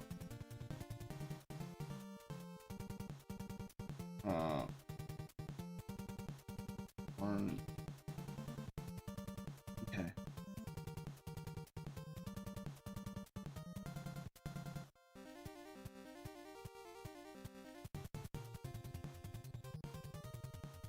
Okay.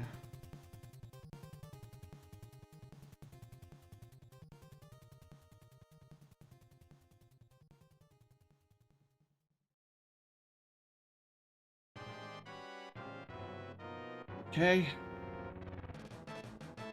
Oh, flip. Here we go.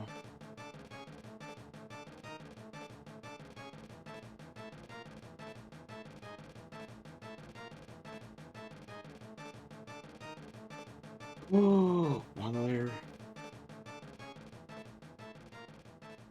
More tips.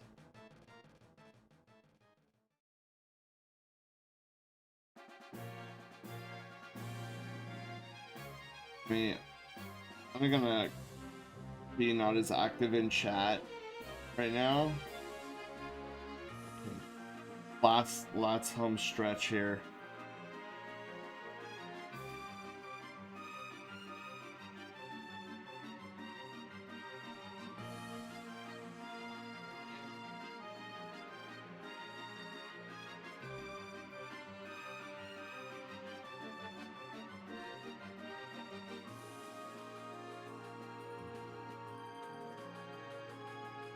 Because I really don't want to push it past midnight, and it's getting dangerously close to midnight. So I still have work in the morning, and I haven't been sleeping good lately. Perfect. There is the next color here.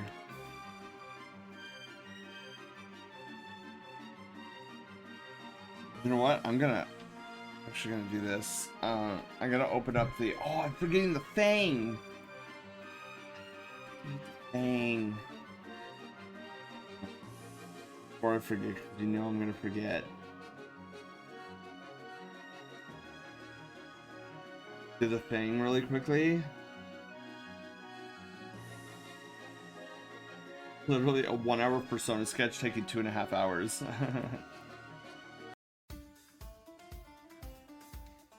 Mine is so good.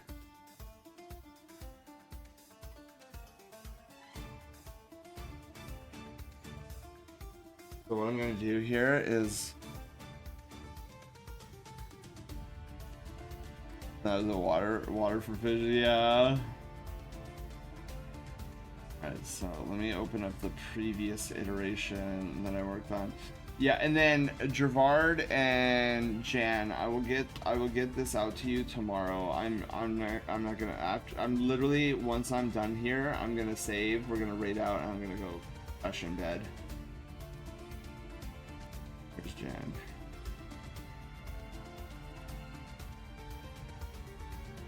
I'm just gonna grab the coloring I did on this guy.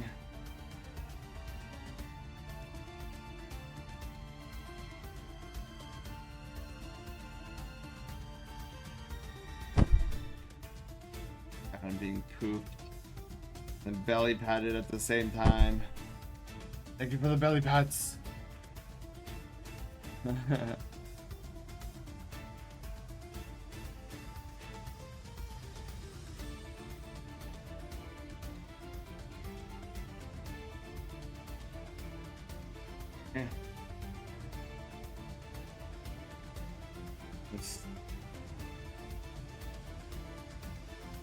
And I'm just missing the white.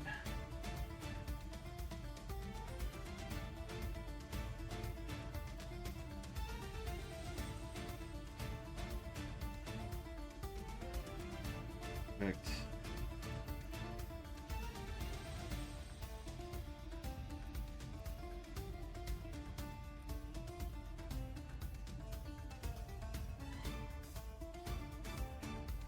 Yeah. Oh, we're almost there. We're almost there. We just need the white tip here.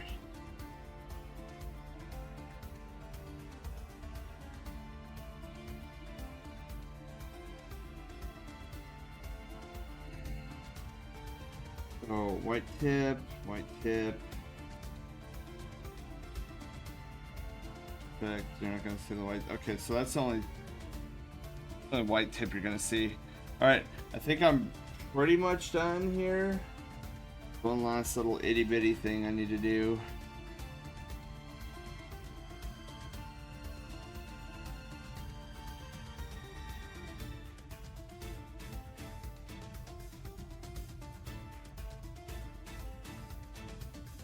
All right, there. I think we're done. 1 hour persona sketch. But yeah.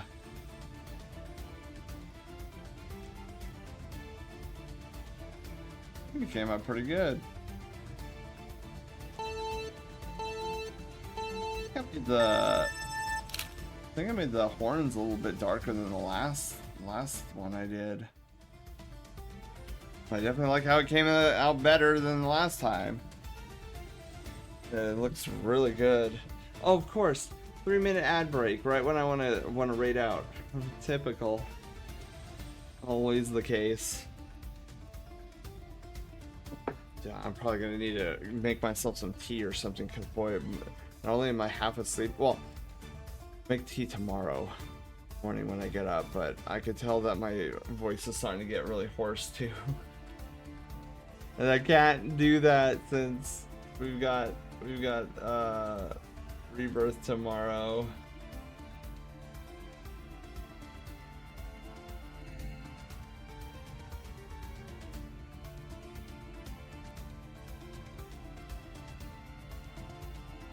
Ah, okay. Sorry, I got distracted by something. All right, let's see who's online. I don't even know who's. Hopefully one of our. Oh God, I have hiccups.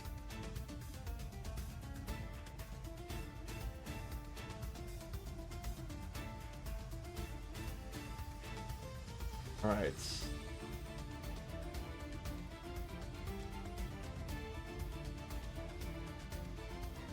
What do we got?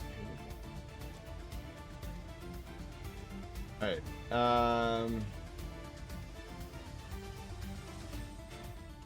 We have several people on. Sweet.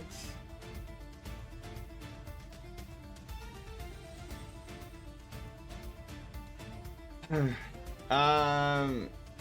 know what? Let's keep the art train rolling. We're gonna head on over do and Scintilla. Let's do Scintilla tonight. Okay, let me set up the ending stream. Which URL? We'll do the send notes for sure. Number 4, raid message. Drawing an axolotl. That's how you spell it, axolotl, and Ario dragon. An epic. No. Axel and cozy vibe. No. Maybe we should just go simple. We drew a cute axolotl and an epic Lucario dragon. Here we go. Is that how you spell axolotl?